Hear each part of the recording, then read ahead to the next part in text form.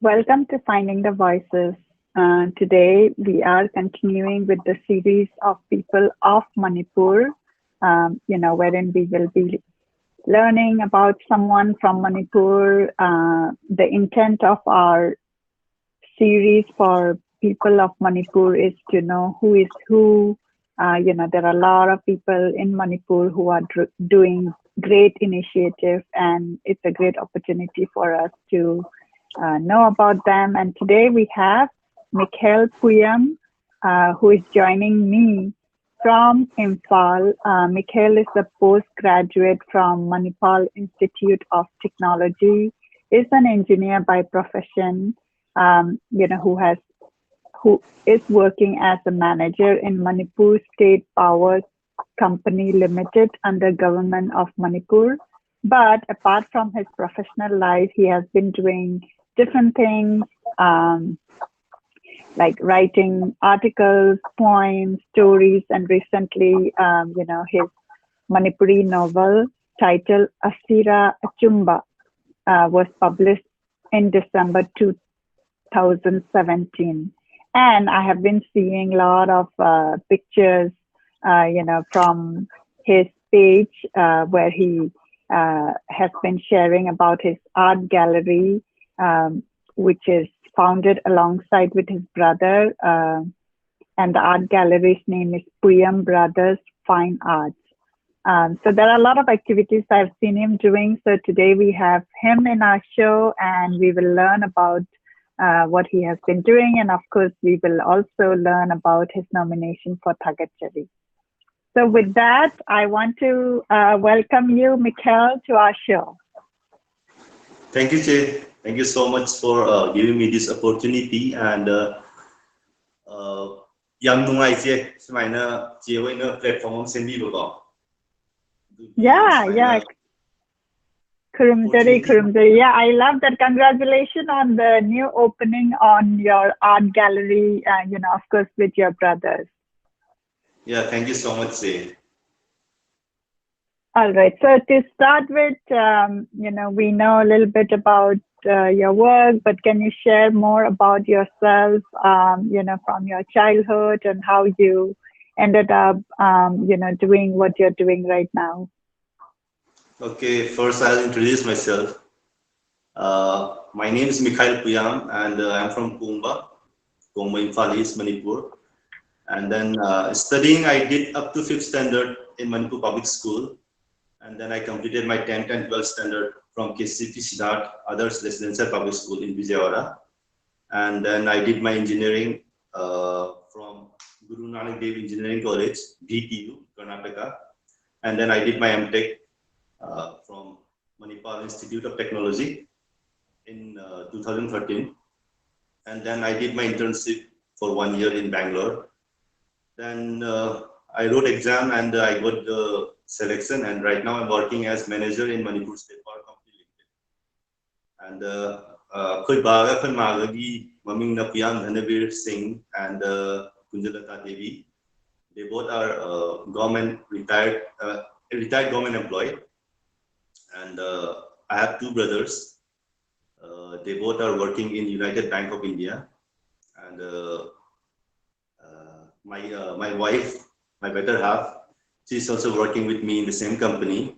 with me. Her name is Santanandi Okram. That's it. Introduction. This is Mangai. Yang Mangai tapata. Habi yan.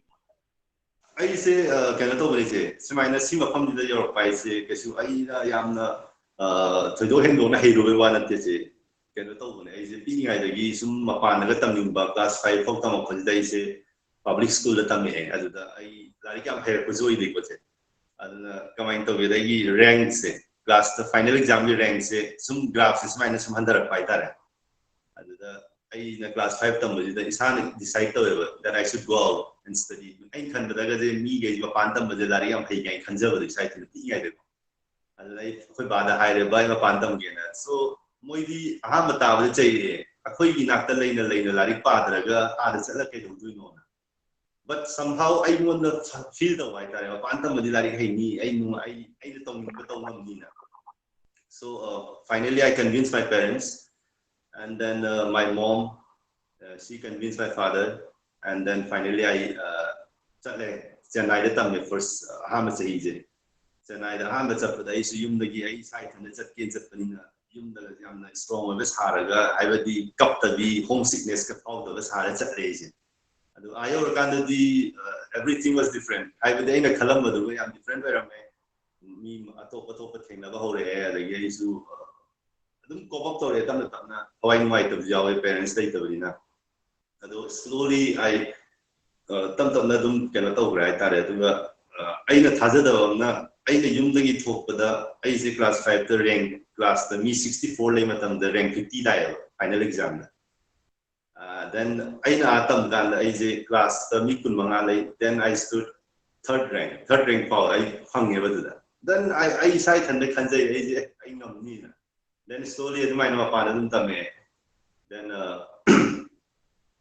Eva put Pajana I class 10 Tambada school the Akway writing of Yahweh. The writing Jason E was it Akway English sir name on the Tagat Paita and I'm Hazan E. Nangi Warido the way the Eva freedom as a colleague and Tagala for the gate poem was mind like I thought one day I'll write a book and Kaleva. I can be Mamangi 2017 the Larry Amati and Kaledo. Larry saying that English the horror man, but somehow I English the in English how hunting with a power number. I don't know, I Manipur writer again, I Manipur writer 2017 published story book. I don't mind published story. Like to as among iri, as English story English short story ire, and then lockdown the advantage lower mayam the story collection and the book cover like lawyer. So by the end of this year, I'm planning to publish that book. Like even matang na dun isi. Ato po Hi. Aduga marak thatna aina akogi viewer mayam dasu share tawjaning basi Mikhail na ujik hariba worry sida aidi personal worry sida na sagi oja sina encouragement pi baduna nangonda yamna motivation oikiba adagi success haibadi akoina angang oiringai the class amada ranking system sida nangna low grade phangakan the high oina oirakpa sida nangonda confidence boost amata we haina aina ujai ko chumbra the machida aina haidening si akoigi show si yamna young people na su young bi aduga akoigi finding the voice na su every weekend akoi the personality development ki session taujai akoigi young generation se yamna confident oina kamaina apamba si kamaina pursue tawni haibasi aduda Mikhail gi example sida ngasai ayamba matamda akoigi life ki in and around gi surroundings sida nurturing people haibatare ko aidi nang bu encourage to biba adagi nang na pamba pot sida support bibi bese lairaga dini amana mana pamba si achieve to bada yamna khara line thokpa haibati motivation do lairabanina nurturing people do lairabanina adu ni haina aina ngasagi Mikhail na palakpadu dai share tawjabani dagi amana ngasagi Mikhail na haiba ngasagi larik ibese angang oringai du dagi mana ibe khotpasi pame haina wakhan se khangraganda adugi goal se mind sida dum leibanina nangi life ki matung tarakpada matang chapada see achieve tawra ineba aduna it's so important how we all have to think about what we want, right? Aidi nangi hujuzik Mikhail na tawbiri si government ge job ma tawi ai saso ai personally ai computer science engineer ni ai IT industry da thabak tawi adoi so ai na passionate oiba thabak ama leiba kanda adu da mayok na changbase si sina akoigi overall life sida nungaiba purakpa balance purakpa haitare ko sing Mikhail na matam se chungmang manghandana zi covid ki matam sida aina ujabada mi khara madi amna pakhatpa mi paiba ꯑꯗꯩ ꯍꯣꯏ ꯄꯥꯈꯠꯄ ꯃꯤꯄꯥꯏꯕ ꯊꯣꯛꯅꯤꯡꯉꯥꯏ ꯑꯣꯏ ꯑꯗꯨꯝꯅꯗꯤ ꯑꯣꯏꯔꯒ ꯎꯄꯥꯏ ꯂꯩꯇꯕ ꯁꯤꯆꯨꯋꯦꯁꯟꯁꯤꯗ ꯀꯃꯥꯏꯅ ꯑꯩꯈꯣꯏꯅ ꯃꯇꯝꯁꯦ ꯌꯥꯝꯅ ꯄ꯭ꯔꯗꯛꯇꯤꯚꯂꯤ ꯌꯨꯁ ꯇꯧꯁꯤꯒꯦꯅ ꯈꯟꯕ ꯀꯥꯟꯗ ꯃꯤꯈꯦꯜꯅ ꯑꯩ ꯂꯥꯏꯔꯤꯛ ꯑꯃꯁꯨ ꯏꯔꯒꯦ ꯍꯥꯏꯅ ꯑꯗꯨꯗ ꯄꯨꯛꯅꯤꯡ ꯊꯧꯖꯟꯕꯗꯣ ꯑꯗꯨꯒꯤ ꯑꯦꯛꯖꯥꯝꯄꯜ ꯒꯤ ꯋꯦ ꯑꯣꯐ ꯊꯤꯡꯀꯤꯡꯁꯦ ꯑꯩꯅ ꯃꯌꯥꯝꯗ ꯈꯟꯕꯤꯌꯨ ꯁꯨꯃꯥꯏꯅ ꯈꯜꯂꯒꯗꯤ ꯑꯩꯈꯣꯏꯒꯤ ꯕꯦꯂꯦꯟꯁ ꯍꯥꯏꯗꯤ ꯃꯥꯏꯟꯒꯤ ꯕꯦꯂꯦꯟꯁꯁꯤꯁꯨ ꯌꯥꯝꯅ ꯅꯨꯡꯉꯥꯏꯕ ꯍꯥꯏꯇꯥꯔꯦꯀꯣ ꯑꯗꯨ ꯑꯣꯏꯒꯅꯤ ꯑꯗꯨꯒ ꯌꯥꯝ ꯄ꯭ꯔꯗꯛꯇꯤꯚꯂꯤ ꯅꯪꯅ ꯅꯪꯒꯤ ꯒꯣꯜ ꯂꯤꯁꯇ ꯄꯥꯝꯕꯗꯨ ꯑꯥꯏꯗꯦꯟꯇꯤꯐꯥꯏ ꯇꯧꯔꯒ ꯂꯩꯔꯒꯗꯤ ꯁꯤꯒꯤ ꯃꯇꯥꯡꯁꯤꯗ ꯑꯩ ꯁꯤ ꯇꯧꯍꯧꯔꯒꯦꯅ ꯈꯜꯂꯒ ꯌꯨꯁ ꯇꯧꯕꯗꯨ ꯌꯥꯝꯅ ꯃꯤꯈꯦꯜꯒꯤ ꯀꯦꯔꯦꯛꯇꯔꯤꯁꯇꯤꯛꯇ ꯎꯕꯁꯦ ꯌꯥꯝꯅ ꯅꯨꯡꯉꯥꯏ ꯑꯗꯣ ꯂꯥꯏꯔꯤꯛꯁꯤꯒꯤ ꯃꯇꯥꯡꯗ ꯑꯩꯈꯣꯏꯅ ꯒꯦꯂꯔꯤꯒꯤꯁꯨ ꯋꯥꯔꯤ ꯁꯥꯟꯅꯅꯤꯡꯕ ꯂꯩ ꯑꯗꯣ ꯂꯥꯏꯔꯤꯛꯁꯤꯒꯤ ꯃꯇꯥꯡꯗ ꯀꯃꯥꯏꯅ ꯏꯈꯤꯕꯅꯣ ꯋꯥꯔꯤ ꯍꯣꯏ ꯃꯌꯥꯝꯅ ꯕꯨꯗꯤ ꯄꯥꯕꯤꯔꯀꯥꯟꯗ ꯈꯪꯉꯒꯅꯤ ꯑꯗꯨꯏꯁꯨ ꯂꯥꯏꯔꯤꯛꯁꯤ ꯈꯤꯇꯪ ꯔꯤꯗꯤꯡꯒꯨꯝꯕ ꯇꯧꯕꯤꯕ ꯌꯥꯒꯗ꯭ꯔꯥ ꯑꯗꯨꯒꯤ ꯃꯇꯥꯡꯗ ꯍꯪꯒꯠꯆꯔꯤ ꯁꯦ ꯀꯩꯅꯣ ꯂꯥꯏꯔꯤꯛꯁꯦ ꯑꯩꯅ ꯏꯕꯁꯦ ꯀꯩꯅꯣ ꯇꯧꯕꯅꯦ ꯑꯍꯥꯟꯕꯗ ꯑꯩꯁꯦ ꯀꯩ ꯃꯇꯥꯡꯗ 이지게 ꯌꯥꯝ ꯈꯜꯂꯦꯕꯁꯦ ꯑꯗ ꯕꯦꯡꯒꯂꯣꯔꯗ 2011ꯗ ꯂꯩꯔꯤꯉꯩꯗ I read one incident ꯑꯃ ꯄꯥꯈꯤꯕ ꯍꯥꯏꯇꯥꯔꯦ ꯅ꯭ꯌꯨꯁꯄꯦꯄꯔꯗ ꯃꯅꯤꯄꯨꯔꯗ ꯊꯣꯛꯈꯤꯕ ꯑꯗꯨ ꯃꯇꯝꯗ ꯅ꯭ꯌꯨꯁꯄꯦꯄꯔꯗ ꯏ-ꯄꯥꯎꯗ ꯄꯥꯕꯅꯦ ꯑꯩꯅ ꯏ-ꯄꯥꯎꯗ ꯐꯣꯡꯕ ꯑꯗꯨꯗ ꯏꯟꯁꯤꯗꯦꯟꯠꯁꯦ ꯀꯩꯅꯣ ꯍꯥꯏꯕ ꯃꯇꯝꯗ ꯅꯨꯄꯤ ꯑꯃ ꯃꯤꯁꯤꯡ ꯂꯥꯏꯛ ꯀꯦꯁ ꯍꯥꯏꯇꯥꯔꯦ ꯅꯨꯄꯤ ꯑꯃ ꯃꯥꯡꯈꯤꯕꯒꯤ ꯀꯦꯁꯅꯦꯕ ꯑꯗꯨꯗ ꯃꯥꯒꯤ ꯍꯁꯕꯦꯟꯁꯤꯅ ꯐꯨꯔꯒ ꯍꯥꯠꯄꯅꯤ ꯍꯥꯏꯗꯨꯅ मासे somehow the angry people and the relatives of the wife मोई मैम चंदन माय नेम में थुगाई mob injustice हाइतारे mob violence तो अदुगी पोट से somewhere 2017 योर कांदा इजे हम किक तौरेबा माइंड जिदा हाइबदी थाइन 2011 दा पागिबो अदुगी मरक तंजा साइन मणिपुर याम कॉमन फेनोमेनन लइबा कोई mob violence हाइबदी मी यमना करी हाइनो करी न चुमनो द खंदबि द मैम तौरेन यावसन बामा ꯑꯩꯒꯤ ꯋꯥꯈꯜꯅꯤꯀꯣꯁꯦ ꯁꯨꯃꯥꯏꯅ ꯈꯛꯇꯪ ꯇꯧꯕ ꯂꯩꯕꯁꯤꯗ ꯁꯨꯃꯥꯏꯅ ꯃꯅꯤꯄꯨꯔꯤꯗꯁꯨ ꯏꯗꯣꯏꯅꯤꯅ ꯑꯗꯨꯅ ꯃꯣb ꯚꯥꯏꯂꯦꯟꯁꯀꯤ ꯃꯇꯥꯡꯗ ꯏꯔꯒꯦꯅ ꯈꯟꯕꯗ ꯉꯁꯥꯏꯒꯤ 2011ꯗ ꯑꯩꯅ ꯄꯥꯈꯤꯕ ꯋꯥꯔꯤꯗꯣ ꯑꯗꯨꯗꯒꯤ ꯏꯟꯁꯄꯥꯌꯔ ꯑꯣꯏꯔꯒ ꯍꯥꯏꯇꯥꯔꯦ ꯑꯗꯨꯗꯒꯤ ꯇꯧꯔꯒ ꯑꯩꯁꯦ ꯂꯥꯏꯔꯤꯛꯇꯨ ꯏꯕ ꯍꯧꯔꯛꯄꯅꯦ ꯑꯗꯣ ꯋꯥꯔꯤꯁꯦ ꯑꯩ ꯍꯥꯏꯐꯦꯠꯇꯪ ꯄꯥꯗ꯭ꯔꯁꯨ ꯆꯦ ꯋꯥꯔꯤ ꯂꯤꯔꯛꯀꯦ ꯃꯇꯠ ꯑꯃꯇꯪ ꯌꯥꯝ ꯇꯦꯟꯇꯛꯅ ꯍꯥꯏꯕꯗꯤ ꯋꯥꯔꯤꯁꯦ ꯀꯩꯅꯣ ꯇꯧꯕꯅꯦ ꯆꯦ ꯑꯍꯥꯟꯕꯗ ꯃꯦꯟ ꯏꯟꯁꯤꯗꯦꯟꯠ ꯑꯩꯅ ꯊꯦꯡꯅꯈꯤꯕ ꯋꯥꯔꯤꯗꯣ ꯍꯥꯏꯐꯦꯠꯇꯪ ꯂꯤꯖꯔꯛꯀꯦ ꯃꯤꯒꯩꯁꯨ ꯈꯪꯕꯤꯔꯝꯒꯅꯤꯀꯣ ꯃꯅꯤꯄꯨꯔꯗ ꯊꯣꯛꯈꯤꯕꯅꯤꯅ ꯉꯁꯥꯏꯒꯤ ꯅꯨꯄꯤꯁꯦ ꯃꯥꯡꯈ꯭ꯔꯦꯅ ꯇꯧꯔꯦ ꯑꯗꯨꯒ ꯅꯨꯄꯥꯁꯦꯅ ꯍꯥꯠꯄꯅꯦꯅ ꯂꯩꯀꯥꯏ ꯃꯌꯥꯝꯅ ꯆꯪꯗꯅ ꯃꯥꯁꯦ ꯃꯌꯨꯝ ꯊꯨꯒꯥꯏꯗꯅ ꯈꯣꯠꯇꯅ ꯇꯧꯔꯦ ꯃꯥꯏ ꯄꯦꯔꯦꯟꯁꯀ ꯃꯥꯒꯁꯦ ꯂꯩꯀꯥꯏꯗꯩ ꯇꯥꯟꯊꯣꯛꯄꯤꯔꯦ ꯑꯗꯨꯒ ꯇꯥꯟꯊꯣꯛꯑ ꯃꯇꯨꯡꯁꯤꯗ ꯊꯥ ꯈꯔ ꯂꯩꯔꯀꯥꯟꯁꯤꯗ ꯅꯨꯄꯤ ꯑꯁꯤꯕ ꯑꯃ ꯍꯛꯆꯥꯡ ꯐꯪꯉꯦꯕ ꯍꯥꯏꯂꯤ ꯗꯤꯀꯝꯄꯣꯁ ꯕꯣꯗꯤ ꯍꯥꯏꯇꯥꯔꯦ ꯑꯁꯤꯕ ꯍꯛꯆꯥꯡ ꯑꯃ ꯐꯪꯉꯦ ꯑꯗꯨꯒꯤꯗꯣ ꯉꯁꯥꯏꯒꯤ ꯅꯨꯄꯤꯗꯤ ꯃꯃꯥꯅ ꯑꯩꯒꯤ ꯏꯆꯥ ꯅꯨꯄꯤꯅꯤ ꯑꯅ ꯃꯥꯅ ꯑꯥꯏꯗꯦꯟꯇꯤꯐꯥꯏ ꯇꯧꯔꯦꯕ ꯑꯗꯨ ꯃꯇꯨꯡꯗꯗꯤ ꯑꯃꯨꯛꯀ ꯍꯥꯟꯅ ꯁꯥꯎꯔꯒ ꯂꯩꯕ ꯈꯣꯏꯁꯥꯎꯅꯔꯒ ꯂꯩꯕ ꯅꯨꯄꯤꯁꯤꯡꯗꯨꯅ ꯉꯁꯥꯏꯒꯤ ꯑꯁꯤꯕ ꯍꯛꯆꯥꯡꯗꯣ ꯄꯨꯔꯒ ꯅꯨꯄꯥꯗꯨꯒꯤ ꯃꯌꯨꯝꯗ ꯃꯥꯒꯤ ꯃꯥꯡꯒꯣꯟꯗ ꯁꯨꯃꯥꯡꯗ ꯍꯥꯏꯇꯥꯔꯦ ꯑꯗꯨꯗ ꯄꯣꯠꯂꯣꯏꯕꯤꯌꯦꯕ ꯑꯗ ꯁꯝꯋꯦꯌꯔ ꯅꯨꯄꯥꯗꯨꯗꯤ ꯃꯥꯗꯤ ꯈꯪꯉꯦꯕ ꯑꯩꯅ ꯍꯥꯠꯄ ꯅꯠꯇꯦ ꯑꯩ ꯑꯆꯨꯝꯕꯅꯤꯗꯤ ꯃꯥ ꯈꯪꯖꯩꯕ ꯑꯗꯨꯗꯤ ꯃꯥꯅ ꯍꯥꯏꯕꯗꯣ ꯀꯅꯥꯝ ꯇꯥꯕꯤꯗ꯭ꯔꯦ ꯑꯗꯣ ꯇꯥꯕꯤꯗꯕꯤꯗ ꯑꯗꯨꯃꯥꯏꯅ ꯂꯩꯔꯒ ꯇꯧꯔꯦ ꯑꯗꯒꯤꯗꯤ ꯈꯔ ꯂꯩꯔꯀꯥꯟꯗ ꯊꯥ ꯈꯔ ꯂꯩꯔꯀꯥꯟꯗ ꯅꯨꯄꯤꯁꯦ ꯎꯈ꯭ꯔꯨꯜ ꯗꯤꯁꯇ꯭ꯔꯤꯛꯇ ꯂꯩꯔꯝꯃꯦꯕ ꯂꯩꯔꯝꯃꯤꯁꯤꯅ ꯅꯨꯄꯥ ꯑꯃꯗ ꯂꯨꯍꯣꯡꯉꯒ ꯃꯆꯥ ꯑꯃꯁꯨ ꯂꯩꯔꯝꯃꯦ ꯑꯗꯩ ꯃꯥꯒꯤ ꯉꯁꯥꯏ ꯃꯃꯥꯗꯨꯁꯨ ꯂꯣꯏ ꯂꯩꯃꯤꯟꯅꯔꯝꯃꯦ ꯅꯨꯄꯥꯁꯦ ꯊꯤꯔꯀꯥꯟꯗ ꯐꯪꯉꯛꯑꯦꯕ ꯑꯗꯨ ꯃꯇꯝꯁꯤꯗ ꯄꯨꯂꯤꯁꯅꯕꯨꯗꯤ ꯃꯣꯏ ꯐꯥꯔꯦ ꯑꯗꯒꯤ ꯅꯨꯄꯥꯁꯦ ꯊꯥꯗꯣꯔꯛꯑꯦ ꯑꯗꯨꯗ ꯑꯩꯉꯣꯟꯗ ꯐꯥꯎꯔꯤꯁꯤꯅ ꯀꯩꯅꯣ ꯍꯥꯏꯕ ꯃꯇꯝꯗ ꯉꯁꯥꯏꯒꯤ ꯃꯥꯅ ꯑꯆꯨꯝꯕꯅꯦ ꯍꯥꯏꯅ ꯃꯌꯥꯝꯅ ꯊꯥꯖꯕꯤꯗꯕꯤꯗ ꯃꯉꯣꯟꯗ ꯍ꯭ꯌꯨꯃꯤꯂꯤꯌꯦꯠ ꯇꯧꯕ ꯑꯗꯩ ꯌꯨꯝ ꯊꯨꯒꯥꯏꯕ ꯂꯩꯀꯥꯏꯗ ꯇꯥꯟꯊꯣꯛꯄꯤꯕ ꯃꯥꯏ ꯄꯦꯔꯦꯟꯁꯅ ꯐꯥꯎꯔꯝꯒꯗꯕ ꯃꯌꯥꯝꯗꯣ ꯑꯗꯨꯒꯤ ꯐꯤꯂꯤꯡꯁꯇꯣ ꯐꯥꯎꯔꯀꯥꯟꯗ ꯑꯩꯅ ꯋꯥꯔꯤꯗꯣ ꯏꯔꯛꯄꯅꯦ ꯋꯥꯔꯤꯁꯦ ꯑꯩꯅ ꯏꯕ ꯃꯇꯝꯗꯅ ꯑꯩꯒꯤ ꯃꯦꯟ ꯀꯦꯔꯦꯛꯇꯔꯁꯦ ꯅꯨꯄꯤ ꯑꯃ ꯑꯣꯏꯍꯜꯂꯦ ꯀꯈꯦꯂꯩ ꯀꯧꯕ ꯅꯨꯄꯤ ꯑꯃ ꯃꯥꯁꯦ ꯆꯍꯤ 19 ꯁꯨꯔꯛꯄ ꯁ꯭ꯋꯥꯏꯗ ꯗꯣꯛꯇꯔ ꯑꯣꯏꯅꯤ ꯂꯥꯏꯔꯤꯛꯀꯁꯨ ꯍꯩꯕ ꯅꯨꯄꯤ ꯑꯣꯏꯍꯜꯂꯦ ꯑꯩꯅ ꯀꯦꯔꯦꯛꯇꯔꯁꯦ ꯂꯥꯏꯔꯤꯛꯀ ꯍꯩꯕ ꯑꯗꯨꯒ ꯃꯥꯅ ꯀ꯭ꯂꯥꯁ 12 ꯇꯝꯕ ꯃꯇꯝꯁꯤꯗ ꯄꯔꯤꯈꯥ ꯊꯥ ꯂꯣꯏꯔꯒ ꯄꯔꯤꯈꯥ ꯍꯥꯏꯗꯣꯛꯄꯒꯤ ꯒꯦꯞꯇꯨꯗ ꯃꯥꯒꯤ ꯕꯣꯏꯐ꯭ꯔꯦꯟ ꯍꯥꯏꯇꯥꯔꯦ ꯕꯣꯏꯐ꯭ꯔꯦꯟ ꯎꯅꯕ ꯆꯠꯄꯁꯤꯗ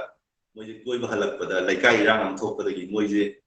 ꯂꯩꯀꯥꯏꯗꯨꯅ ꯐꯥꯔꯒ ꯗꯤꯜ ꯂꯦꯟꯕ ꯑꯣꯏꯅ ꯁꯨꯝ ꯂꯩꯗꯅ ꯀꯩꯅꯥ ꯀꯠꯄꯤꯔꯦꯕ ꯃꯣꯏꯁꯦ ꯐꯥꯔꯒ ꯀꯩꯅꯥ ꯀꯠꯄꯗꯒꯤ ꯃꯥꯒꯤ ꯂꯥꯏꯐꯁꯦ ꯁꯝꯋꯦꯌꯔ ꯃꯥꯅ ꯈꯜꯂꯝꯕꯗ ꯑꯩ ꯗꯣꯛꯇꯔ ꯑꯃ ꯑꯣꯏꯒꯦ ꯑꯗꯨ ꯇꯧꯒꯦꯗ ꯑꯗꯨꯒꯤ ꯇꯔꯟ ꯑꯃ ꯂꯧꯍꯜꯂꯦ ꯑꯗꯨ ꯃꯇꯝꯗꯨꯗ ꯑꯗꯨꯒ ꯇꯔꯟ ꯂꯧꯔ ꯃꯇꯨꯡꯗ ꯀꯩꯅꯥ ꯀꯠꯂ ꯃꯇꯨꯡꯗ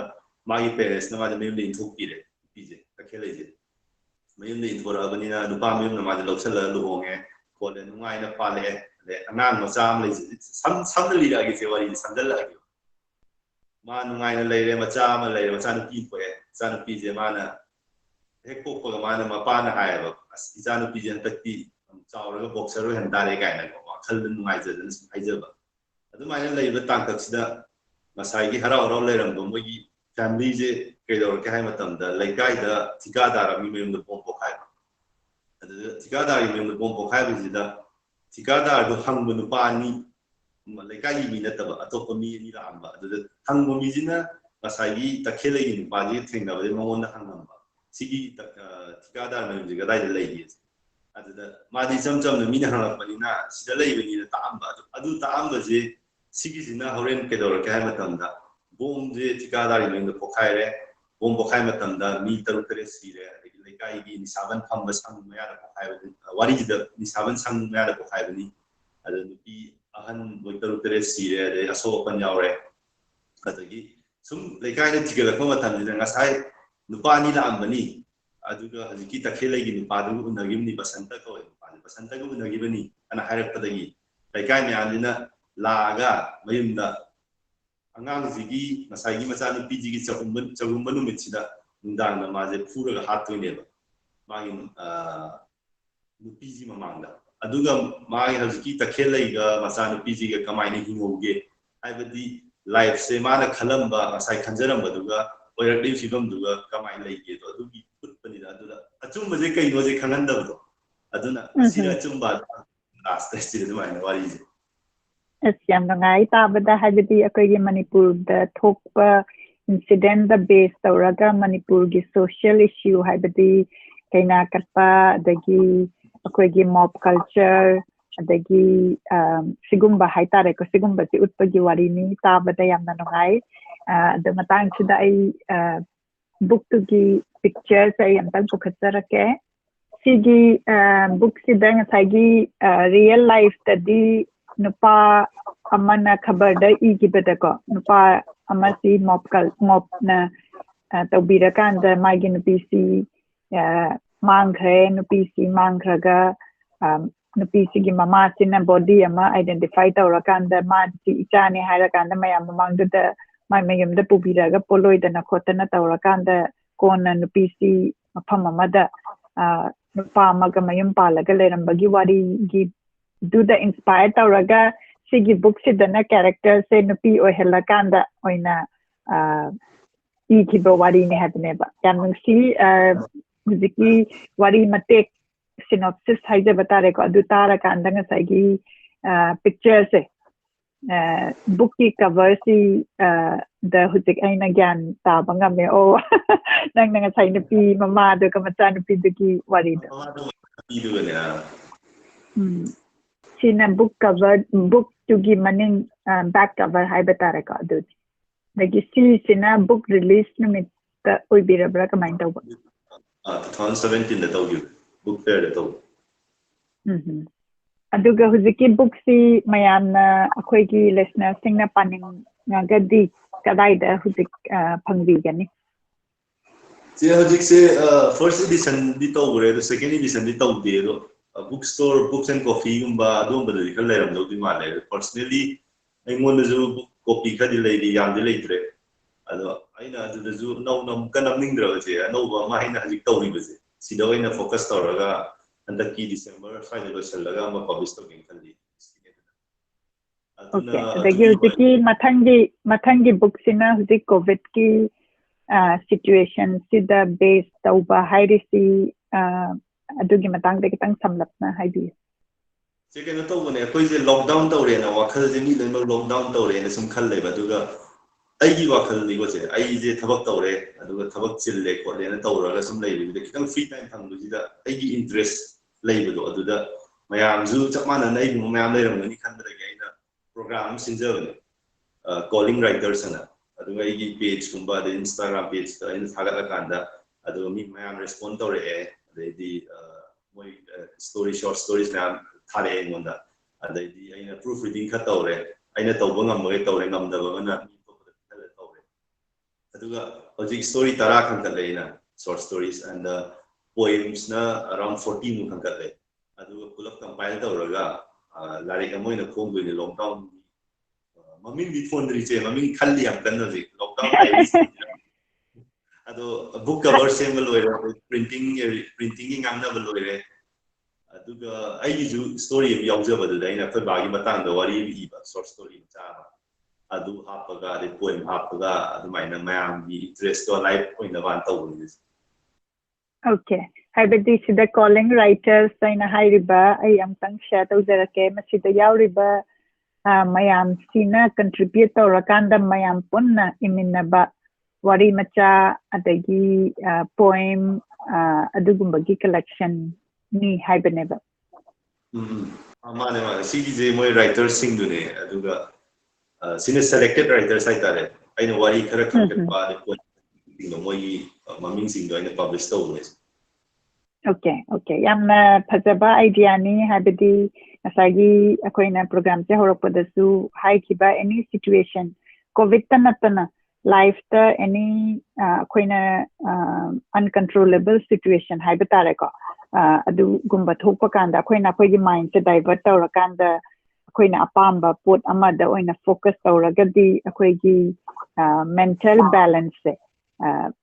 Pazana labor baduni aduna chisu example amani COVID ki matam sida mayam se lockdown tawre koi hana dauna mapan thokpa dagi koi bechatpa dagi any extracurricular tawbudu ngamdrabanina iningba the interest lairaga di iba yai haraga mayam yamna phazana community ma sembani yamna paningi masigi siming thonbiraga Soidana published or Kanda Koida to Hibira O, Aduga Mayam writer, Mayam Manipudi, Hibatareko, young writers to Orangani Haina Taze, Moji Wakanda Kari Wari Ida E, Aduga Point Ida E Hibadu, Soidana Pajan. Makata Rakpada, Ziki Mikhail brother gi art gallery se. Sige matanda amuk kitang idea. Art gallery is a Kanatobole. Sizu, put out a kind of Yekam Pamba, with a Yambani, twins Neway. When you Yekam Pamba, the fine arts galore when a glass 10 the lower, 10 the 12 the lower, glass 12 the lower, 100 or 100 Kafangi, for example. Aduga when is a master to Wulu Kanda bank it about Pange. Bank, the Juji Bank, the Tabakoli. Bank the ones Tabakoli, but they did more life say, Aywakaniko. Life say, I'm sitting right at a banker's life, I'm still there. I do personally come in a camera. Young still there, then I know I do yet by a night of when in the head by Eva. And then a coy home to like a mato get a country designer. Like a man hand the win a year, Tata by that. And then a smashing tale, the king the value out there. And I know for the little Kalaga, for the frame Salaga, somewhere exhibit out there, the Venus value or Kani, the Equi site and the Joko interest or life for a Paya in the Zoo, Tommy Paya and a Kalagaina, as we come with the dog on it. Gallery and 30 February, the Ina Hungopane, just Hana paintings in the frame Salagan, some kin, missing response. I thought, put our yek behavior in a way, and like photo taro polo, yin get or a painting has a gun lady, hire a lady. Advice on told them on the most spice on toes, it cannot told and in Kalaga. I know painting now, when you am a man, they know me, come out, the frame to leather, you then got the thumb, and then me like the whole yin, but lockdown labor, there's a pretty lack there. I couldn't do cannot told lack no way to hire. Maraxida top floor, I thought you top floor, and the season of uncomfortable, back end for them labor. Sandram, which you can say like that. And then the Sima the Shamjan like a lockdown was done. Hanagi level space go to the Sim of the Shamjan around the recall, the speak over a later or Randa when we Hanagi like the shift of the land. Adu shift over Matunda phone call. New land, the power the phone around memory. Album that Nambi guy, we get rid of. I know down the red of the I give an emotion. I would be according to my, the Yakuda, he had a man with a talent. I know ꯑꯗꯨꯃꯥꯏꯅ ꯇꯧꯕꯗꯤ ꯃꯣꯏ ꯍꯧꯖꯤꯛ ꯂꯥꯏ ꯌꯦꯛꯄ ꯍꯧꯔꯦ ꯑꯗꯩ ꯑꯩꯈꯣꯏ ꯏꯆꯤꯜ ꯏꯅꯥꯎ ꯇꯥꯟꯅꯔꯒꯦ ꯑꯗꯩ ꯃꯣꯏꯅ ꯑꯩꯉꯣꯟꯗ ꯍꯪꯉꯦ ꯐꯖꯕ꯭ꯔꯥ ꯍꯥꯏꯅ ꯑꯗꯨ ꯃꯆꯨꯗꯣ ꯈꯔ ꯌꯥꯛꯃꯜꯂꯤ ꯈꯣꯠꯃꯜꯂꯤ ꯍꯥꯏꯔ ꯃꯣꯏꯅ ꯁꯦꯝꯗꯣꯛ ꯈꯣꯠꯇꯣꯛꯄ ꯑꯗꯩ ꯑꯩꯅ ꯍꯦꯛ ꯌꯦꯛꯄꯗꯣ ꯀꯂꯔ ꯐꯖꯗ꯭ꯔꯒꯅ ꯃꯣꯏ ꯑꯅꯤꯅ ꯄꯥꯏꯔꯒ ꯁꯦꯝꯗꯣꯛꯄꯤꯕ ꯑꯗꯨꯃꯥꯏꯅ ꯇꯧꯔꯒ ꯑꯗꯨꯝ ꯏꯆꯤꯜ ꯏꯅꯥꯎ ꯄꯨꯟꯅ ꯇꯧꯃꯤꯟꯅꯕꯅꯦ ꯑꯗꯣ ꯃꯦꯟ ꯑꯣꯏꯅꯗꯤ ꯒꯦꯂꯔꯤ ꯍꯥꯡꯕꯁꯤꯗꯤ ꯑꯩ ꯏꯁꯥꯅ ꯇꯧꯒꯦꯅ ꯈꯜꯂꯛꯄꯒꯤ ꯇꯧꯕꯅꯦ ꯑꯗꯣ ꯁꯨꯃꯥꯏꯅ ꯇꯧꯔꯛꯄꯁꯤ ꯁꯦꯇꯤꯁꯐꯦꯛꯁꯟ ꯐꯪꯕꯁꯦ ꯌꯥꯝ ꯅꯨꯡꯉꯥꯏ ꯍꯥꯏꯇꯥꯔꯦ like if you want to do something adu matunda success oiradi satisfaction phangjaidri sada adu ne ne numaijeri adumaina adu wakhalona tawrapne yes yam ngai tabada habidi ai isamak na tu art se pamjabanina masai Mikhail gi initiative sida Mikhail na main artist oidraga su brother sing sina tawbasi kamai tawrakanda curate tawraga public da yohanba dagi akhoi share tawba hai tare ko masi gi wakhanda tawrakanda huji gallery ama home da sagat laga magi space ama pibibedo space to piraga di huji Mikhail amadi Mikhail gi brother na su ai art gallery se leirabanina ai yekning bagi ithil do disu henkat lagani aduga mayam da su moi la akan da ngakang akhoi gi yengning ba hai tare ko akhoi gi Manipur makta da di art gallery se masing yamna leiba natabanina sumaina hena leira I haibisi tabada yam ngai ado ai picture khara amuk pukhatarake mayam yengminasi aduga aina picture si pukhatpa the Mikhail na adum running commentary khara adum pibirau yeah oh si akoi da ahan ne yekpane sigise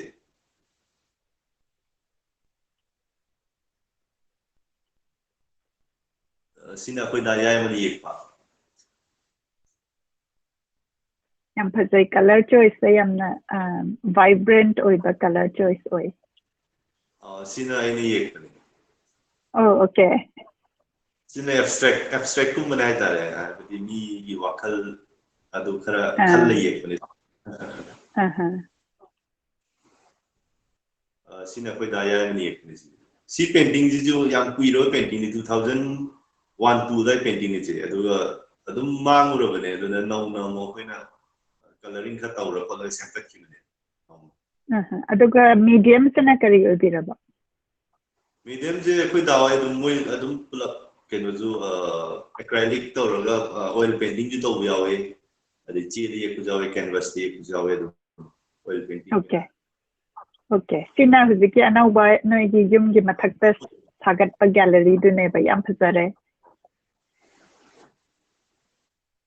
sigi nakan na theliba Puyam Brothers and thariba umna habiba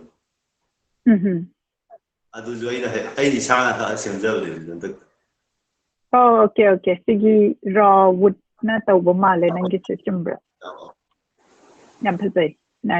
natural oida okay sina kara full view da laira around painting pulapna 50 paintings su leram do male adagi akoi gi atopa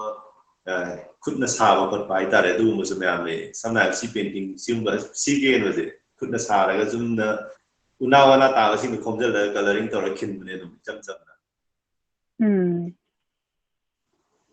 different art form do painting khatang natte hai baneba natte koi lei je dum handcraft khutna saba yam lei adagi makhal taw si ju khutna si di lei gare mina si phajai yam nungsi mathang tarakpada art gallery si adum painting adum chathari aduga covid si loirakanda public ta adum open tawrakanda mayamna adum changaga yengbagi khudong chaba si leirakpa oigadorin adumai tawdine habadi hojik se lockdown leibani na koina ju entertain tawde ai tare moi ju changning ngoi koi ju changhaning de sengna haibada aduna kanda abu pandor kanda lakpiu ai tare yengla mani yam phai habadi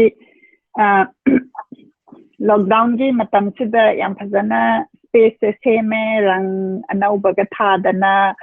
sana ready da leirabanina lockdown gi loira kanda mayamna fresh oina la akanda art ki world sida changaga creations yeng bata wakan nungai na amok life se hodok na bahai tare adugi space leibati yam nungai doga Mikhail amadi Mikhail gi brother dasu aina best wishes pizari art maya amputhorapa oisanu aduga mapam da reach taubo oisanu haidana. Thank you, Jay. Makha tarakpada aina thagachari gi kenose thagachari si Mikhail na su tabiramagani akhoi gi program da mathang naina akhoi na chathajarakpani gratitude utpasi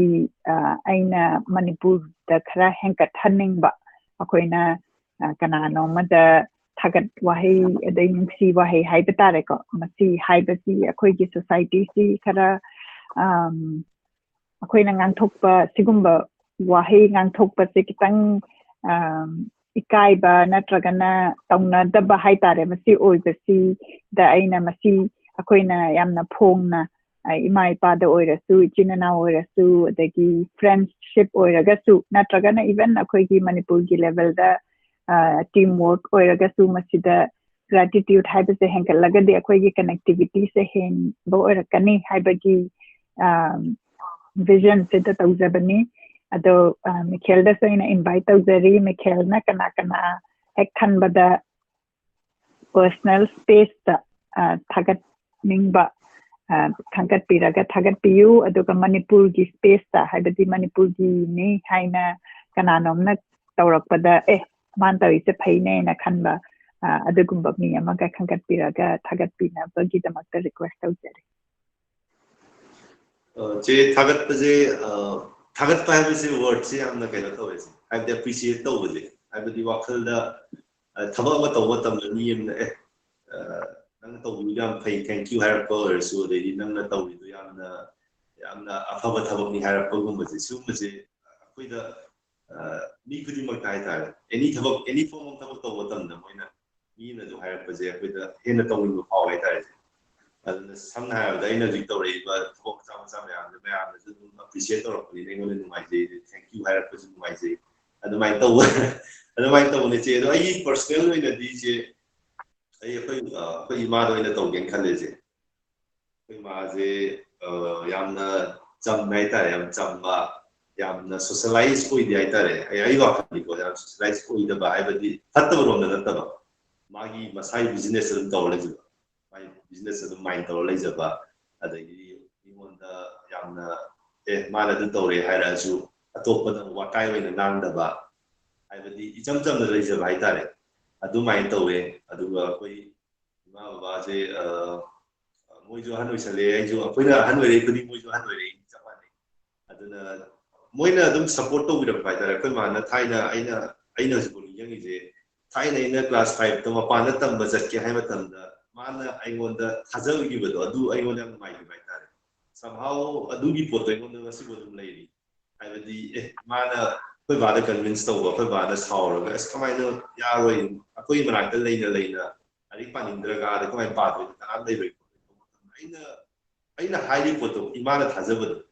I do I want them my give up. I do the e holder a sea books yet I flow of the luxury I died. I don't know. I target the Imada in the beginning. They ma Masasan, Macon now, 100 pound night for the whole ANC. The Maoyari, Potan never told the high time. Imada is beginning it. Yes, and I thought that Habadi main thing being a Sagi Mama Manamacha in a Kari Palm Gay Habadu. Kangakan the mana pambadu the inkat badu neba yamna taba the nungai imagi ming sinakari oibiba duga Kunjalata Devi. Kunjalata Devi. Okay. Aduga imagine kari to biba. Agriculture department the 2017 retired. Retired. At the agriculture department the letter me mana Mazu 17 ending the retired Punatom in the right time. I don't see American I have against I know Mapanatam is a nice. Sida is a parikaze Mapanatam Doromina report card mark Hazada the Yara. ꯑꯩꯅ final exam ꯄꯤꯕꯒꯤ ꯃꯔꯛꯁꯤꯗ ꯍꯥꯏꯇꯥꯔꯦ ꯑꯩꯁꯦ history ꯁꯕꯖꯦꯛꯀ ꯃꯦꯊ ꯁꯕꯖꯦꯛꯀꯁꯦ ꯅꯨꯡꯉꯥꯏꯇꯕ question ꯅꯨꯡꯉꯥꯏꯇꯕꯗꯨꯅ ꯑꯩꯅ ꯌꯨꯝꯗ ꯍꯜꯂꯛꯑꯒ ꯑꯩꯈꯣꯏ ꯃꯥꯗ ꯍꯥꯏꯔꯦ ꯑꯩ ꯅꯨꯡꯉꯥꯏꯇꯦ ꯈꯣꯠꯇꯦꯅ ꯑꯩꯈꯣꯏ ꯃꯥꯁꯨ ꯃꯊꯥ ꯁꯥꯔꯦ ꯑꯁ ꯅꯪ ꯃꯄꯥꯟ ꯇꯝꯒꯦ ꯍꯥꯏꯔꯒ ꯍꯌꯦꯡ ꯐꯦꯜ ꯑꯣꯏꯇꯥꯔꯗꯤ ꯀꯃꯥꯏꯅ ꯑꯦꯗꯃꯤꯁꯟ ꯐꯪꯒꯅꯤ ꯈꯣꯠꯀꯅꯤ ꯑꯗ ꯑꯩꯉꯣꯟꯗ ꯃꯄꯥꯟꯗ ꯇꯝꯅꯤꯡꯕꯒꯤ ꯏꯊꯤꯜꯗꯨꯅ ꯍꯦꯟꯃꯟꯗꯅ ꯑꯩꯅ ꯁ꯭ꯀꯨꯜ ꯆꯠꯂꯒ ꯑꯣꯖꯥꯗꯣ ꯀꯟꯁꯔꯟ ꯇꯤꯆꯔꯗꯨꯗ ꯑꯩꯅ ꯍꯥꯏꯌꯦꯕ ꯁꯔ ꯔꯇꯟ ꯀꯧꯋꯦ ꯍꯧꯖꯤꯛꯁꯨ ꯅꯤꯡꯁꯤꯡꯉꯤ ꯑꯗꯣ ꯍꯟꯗꯛꯇ ꯑꯩꯈꯣꯏ ꯗꯤꯄꯥꯔꯠꯃꯦꯟꯗ ꯂꯥꯛꯑꯝꯃꯦ ꯃꯥꯅ ꯑꯩ ꯃꯁꯛ ꯈꯪꯕꯤꯔꯝꯃꯦ ꯍꯥꯏꯕꯗꯤ ꯊꯥꯏꯅ ꯀ꯭ꯂꯥꯁ 5ꯀꯤ ꯋꯥꯔꯤꯗꯣ ꯉꯁꯤ ꯃꯥꯁꯦ ꯈꯪꯉꯝꯃꯦ ꯅꯨꯡꯉꯥꯏꯕ ꯌꯥꯝꯅ ꯑꯗꯨꯗ ꯑꯩꯅ ꯁꯔꯗꯨꯗ ꯍꯥꯏ ꯁꯔ ꯑꯩ ꯃꯄꯥꯟꯗ ꯇꯝꯒꯦ ꯈꯟꯕꯅꯦ ꯑꯗꯣ ꯑꯩꯁꯦ ꯃꯦꯊꯁ ꯄꯔꯤꯈꯥꯗ ꯅꯨꯡꯉꯥꯏꯇꯦ ꯃꯥꯔꯛ 3-4 ꯋꯥꯠꯇꯧ ꯃꯥꯜꯂꯤ ꯍꯥꯏ ꯑꯗꯨꯒ ꯁꯔꯗꯨꯅ ꯅꯣꯛꯑꯒ ꯍꯣꯏ ꯌꯦꯡꯒꯦ ꯈꯣꯠꯀꯦꯅ ꯍꯥꯏꯔꯒ ꯂꯩꯔꯦ ꯆꯞ ꯃꯥꯟꯅꯅ ꯁꯣꯁꯤꯌꯦꯜ ꯁꯥꯏꯟꯁꯇꯁꯨ ꯑꯩꯈꯣꯏ ꯃꯦꯗꯥꯝ ꯔꯨꯕꯥꯅꯤꯅ ꯂꯩꯔꯝꯃꯦ ꯃꯉꯣꯟꯗ ꯑꯩꯅ ꯍꯥꯏ ꯑꯗꯨꯃꯥꯏꯅ ꯑꯗꯣ ꯄꯔꯤꯈꯥ ꯅꯨꯡꯉꯥꯏꯇꯕꯗꯣ ꯑꯣꯖꯥꯗꯨꯅꯁꯨ ꯑꯩꯅ ꯃꯄꯥꯟꯗ ꯇꯝꯅꯤꯡꯕꯗꯣ ꯑꯗꯨ ꯎꯕ꯭ꯔꯥ ꯈꯪꯗꯦ ꯃꯣꯏꯅꯁꯨ ꯑꯗꯨꯝ ꯑꯩ ꯈꯪꯗꯦ ꯄꯥꯁ ꯇꯧꯍꯟꯕꯤꯔꯛꯏꯔꯥ ꯅꯠꯇ꯭ꯔꯒ ꯑꯩ ꯏꯁꯥꯅ ꯄꯥꯁ ꯇꯧꯔꯤꯔꯥꯗꯤ ꯈꯪꯗꯦ ꯑꯗꯨꯝ ꯄꯥꯁ ꯇꯧꯔꯦ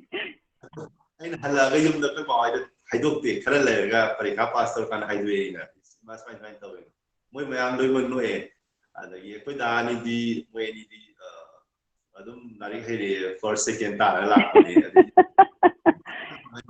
ꯄꯕ꯭ꯂꯤꯛ ꯁ꯭ꯀꯨꯜ ꯑꯣꯏꯕ ꯑꯗꯨꯅ ꯑꯩꯅ ꯆꯠꯈ꯭ꯔꯀꯥꯟꯗ ꯑꯣꯖꯥꯁꯤꯡꯗꯨꯅ ꯃꯣꯏꯗ ꯍꯥꯏꯔꯛꯑꯦ ꯍꯥꯏ ꯅꯪ ꯅꯅꯥꯎꯄꯥꯗꯣ ꯀꯃꯥꯏꯅ ꯇꯧꯈ꯭ꯔꯦ ꯃꯄꯥꯟ ꯇꯝꯈ꯭ꯔꯕ ꯃꯥ ꯌꯥꯝ ꯐꯕ ꯑꯉꯥꯡꯅꯤꯅꯦ ꯑꯗꯣ ꯑꯩ ꯂꯥꯏꯔꯤꯛ ꯐꯔꯁꯨ ꯐꯠꯇ꯭ꯔꯁꯨ ꯑꯣꯖꯥꯗꯨꯅ ꯐꯩꯌꯦꯅ ꯈꯟꯕꯤꯔꯝꯕꯗꯣ ꯌꯥꯝ ꯅꯨꯡꯉꯥꯏ and then ꯑꯗꯨꯃꯥꯏꯅ ꯆꯞ ꯃꯥꯟꯅꯅ ꯑꯩꯅ ꯑꯩꯈꯣꯏ ꯏꯃꯥꯅ ꯍꯥꯏꯖꯅꯤꯡꯉꯤꯁꯤꯅ ꯑꯩꯅ ꯐꯦꯜ ꯑꯣꯏꯔꯅꯤ ꯍꯥꯏ ꯃꯇꯝꯗ ꯃꯉꯣꯟꯗ ꯄꯥꯈꯠꯄ ꯐꯥꯎꯕ ꯍꯥꯏꯕꯗꯤ ꯑꯁ ꯅꯪ ꯐꯦꯜ ꯑꯣꯏꯔꯗꯤ ꯀꯃꯥꯏꯅ ꯃꯄꯥꯟ ꯇꯝꯅꯤ ꯑꯦꯗꯃꯤꯁꯟ ꯐꯪꯉꯔꯣꯏ ꯈꯣꯠꯂꯔꯣꯏ ꯀꯥꯏꯅ ꯃꯥꯅ ꯅꯨꯡꯉꯥꯏꯇꯕꯗꯣ ꯑꯗꯨ ꯎꯕꯗ ꯑꯩꯅ ꯑꯁ ꯑꯣꯖꯥꯗ ꯑꯝꯇꯪ ꯆꯠꯂ ꯍꯥꯏꯔꯨꯒꯦꯒ ꯈꯟꯕ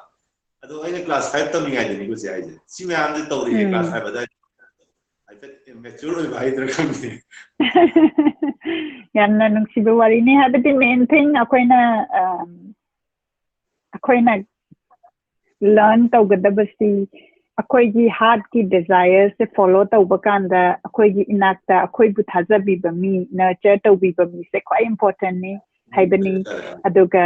ꯃꯁꯤꯅ ꯅꯔꯆꯔ ꯇꯧꯕꯤꯔꯒꯗꯤ ꯑꯩꯈꯣꯏꯅ ꯄꯥꯝꯕꯁꯤꯗꯒꯤ ꯃꯥꯏꯀꯩꯁꯤꯗ ꯈꯣꯡ ꯊꯥꯡꯕꯁꯦ ꯈꯔ ꯂꯥꯏꯅ ꯍꯥꯏꯇꯥꯔꯦꯀꯣ ꯑꯩꯗꯤ ꯃꯣꯇꯤꯚꯦꯁꯟꯗꯣ ꯂꯩꯔꯕꯅꯤꯅ ꯑꯩꯒꯤ ꯕꯦꯛꯑꯞ ꯇꯧꯕꯤꯅꯕ ꯃꯤ ꯂꯩꯔꯤ ꯈꯜꯂꯀꯥꯟꯗ ꯆꯠꯄꯗꯣ ꯑꯗꯨꯅ ꯑꯩꯈꯣꯏꯅ ꯑꯩꯈꯣꯏꯒꯤ ꯂꯥꯏꯐꯁꯤꯗ ꯃꯇꯝ ꯈꯤꯇꯪ ꯔꯤꯐ꯭ꯂꯦꯛ ꯇꯧꯔꯀꯥꯟꯗ ꯀꯅꯥꯅꯣ ꯑꯩꯈꯣꯏꯕꯨ ꯅꯔꯆꯔ ꯇꯧꯕꯤꯔꯤꯁꯦ ꯍꯥꯏꯔꯀꯥꯟꯗ ꯃꯣꯏꯁꯦ ꯊꯥꯒꯠꯐꯝ ꯊꯣꯛꯏ ꯑꯗꯨꯒ ꯊꯥꯒꯠ ꯋꯥꯍꯩꯁꯤ ꯍꯥꯏꯔꯒꯗꯤ ꯃꯤꯗꯨꯅꯁꯨ ꯑꯣ ꯑꯩꯅꯗꯤ ꯏꯆꯝ ꯆꯝꯅ ꯑꯗꯨꯃꯥꯏꯅ ꯍꯥꯏꯈꯤꯕꯅꯤ ꯑꯗꯨꯏꯁꯨ ꯃꯉꯣꯟꯗ ꯌꯥꯝ ꯏꯝꯄꯦꯛ ꯇꯧꯈ꯭ꯔꯦ ꯑꯩꯅ ꯑꯣꯖꯥ ꯑꯃꯅ ꯑꯣꯏꯔꯁꯨ ꯑꯗꯨ ꯇꯥꯕꯗ ꯑꯣꯖꯥꯗꯨꯗꯁꯨ ꯌꯥꯝ ꯅꯨꯡꯉꯥꯏꯗꯅ ꯑꯗꯨꯅꯤ ꯑꯩꯅ ꯄꯥꯝꯖꯔꯤꯁꯦ ꯌꯥꯝꯅ ꯅꯨꯡꯉꯥꯏ ꯑꯗꯒꯤ ꯃꯈꯥ ꯇꯥꯕꯗ ꯃꯅꯤꯄꯨꯔꯒꯤ ꯂꯦꯚꯦꯜꯗ ꯑꯃꯨꯛꯇꯪ ꯈꯟꯒꯠꯄꯤ ꯃꯅꯤꯄꯨꯔꯒꯤꯁꯦ ꯑꯗꯨꯝ ꯑꯩ ꯄꯔꯁꯅꯦꯜ ꯑꯣꯏꯅ ꯑꯩꯈꯣꯏ ꯕꯥ ꯑꯣꯏꯅ ꯇꯧꯒꯦꯅ ꯈꯜꯂꯦ ꯑꯩꯈꯣꯏ ꯕꯥꯒꯤ ꯍꯥꯏꯕꯤꯌꯨ ꯑꯩꯈꯣꯏ ꯕꯥꯒꯤ ꯂꯥꯏꯐꯁꯦ ꯑꯩꯅ ꯁꯨꯝ ꯍꯣꯏ ꯊꯥꯏꯅ ꯃꯇꯝꯒꯤꯗꯤ ꯃꯤ ꯂꯣꯏꯅꯃꯛ ꯋꯥꯅ ꯍꯧꯅꯔꯛꯏꯀꯣ ꯑꯗ ꯑꯩꯈꯣꯏ ꯕꯥꯁꯦ ꯌꯥꯝ ꯋꯥꯅ ꯍꯧꯔꯛꯑꯦ ꯑꯗꯩ ꯃꯣꯏ ꯃꯆꯤꯟ ꯃꯅꯥꯎꯁꯦ ꯑꯗꯩꯗꯤ ꯃꯄꯥ ꯊꯕꯛ ꯇꯧꯗꯕ ꯑꯗꯒꯤ ꯄꯩꯁꯥ ꯊꯣꯛꯇꯕ ꯈꯣꯠꯇꯕ ꯃꯌꯥꯝ ꯀꯟꯗꯤꯁꯟ ꯃꯌꯥꯝ ꯂꯩ ꯐꯦꯃꯤꯂꯤ ꯀꯟꯗꯤꯁꯟ ꯑꯗꯣ ꯁꯝꯍꯥꯎ ꯑꯩꯈꯣꯏ ꯕꯥꯁꯦ ꯇꯞꯅ ꯇꯞꯅ ꯇꯧꯔꯒ ꯉꯁꯤ ꯁꯤꯒꯤ ꯐꯤꯕꯝꯗ ꯑꯩꯈꯣꯏ ꯌꯨꯝ ꯁꯥꯕꯤꯗꯅ ꯈꯣꯠꯄꯤꯗꯅ ꯃꯌꯥꯝ ꯑꯩꯈꯣꯏ ꯅꯤꯡꯕ ꯊꯨꯡꯍꯟꯕꯁꯦ ꯑꯩꯈꯣꯏꯒꯤ ꯁꯤ ꯌꯧꯔꯛꯄꯁꯤꯗ ꯃꯥꯒꯤ ꯋꯥꯔꯤ ꯑꯣꯏꯅ ꯑꯩꯅ ꯁꯣꯔꯠ ꯁ꯭ꯇꯣꯔꯤ ꯑꯃ ꯏꯖꯕꯅꯦ ꯑꯗꯨꯅ ꯍꯟꯗꯛ ꯐꯣꯡꯗꯣꯏ ꯇꯧꯔꯤꯁꯦ ꯍꯟꯗꯛꯀꯤ ꯗꯤꯁꯦꯝꯕꯔꯗ ꯐꯣꯡꯗꯣꯏꯁꯦ ꯑꯗꯨꯗ ꯃꯥꯒꯤ ꯃꯔꯛꯇ ꯌꯥꯝ ꯅꯨꯡꯉꯥꯏꯒꯗꯕ ꯋꯥꯔꯤ ꯃꯇꯠ ꯑꯃ ꯌꯥꯎꯋꯦ ꯍꯥꯏꯕꯗꯤ ꯃꯥꯅ ꯃꯥꯒꯤ ꯃꯃꯥꯁꯦ ꯀꯃꯥꯏꯅ ꯀꯦꯌꯔ ꯂꯧꯒꯦ ꯍꯥꯏꯕ ꯃꯇꯝꯗ ꯃꯥꯅ ꯃꯣꯏ ꯃꯃꯥꯁꯦ ꯑꯩꯈꯣꯏ ꯑꯕꯣꯛ ꯍꯥꯏꯇꯥꯔꯦ ꯑꯩꯕꯨꯗꯤ ꯎꯍꯧꯗ꯭ꯔꯦ ꯂꯩꯔꯝꯗ꯭ꯔꯦ ꯑꯩꯅ ꯒ꯭ꯌꯥꯟ ꯇꯥꯔꯛꯄꯗ ꯑꯗꯣ ꯃꯃꯥꯁꯦ ꯑꯩꯈꯣꯏ ꯑꯕꯣꯛꯁꯦ ꯀꯦꯟꯁꯔ ꯄꯦꯁꯦꯟ ꯍꯥꯏꯇꯥꯔꯦ ꯃꯥꯁꯦ ꯀꯦꯟꯁꯔ ꯅꯥꯔꯦꯁꯦ ꯈꯪꯅ ꯈꯪꯅ ꯑꯗꯨꯝ ꯃꯥꯁꯦ ꯕꯖꯥꯔꯗ ꯄꯣꯠ ꯌꯣꯟꯕ ꯆꯠꯄꯁꯤꯗ ꯂꯥꯁꯇꯗꯤ ꯃꯁꯥꯗꯣ ꯉꯝꯃꯛꯇ꯭ꯔꯕꯅꯤꯅ ꯒꯨꯍꯥꯇꯤꯗ ꯄꯨꯔ ꯆꯠꯂꯦ ꯑꯩꯈꯣꯏ ꯕꯥꯅ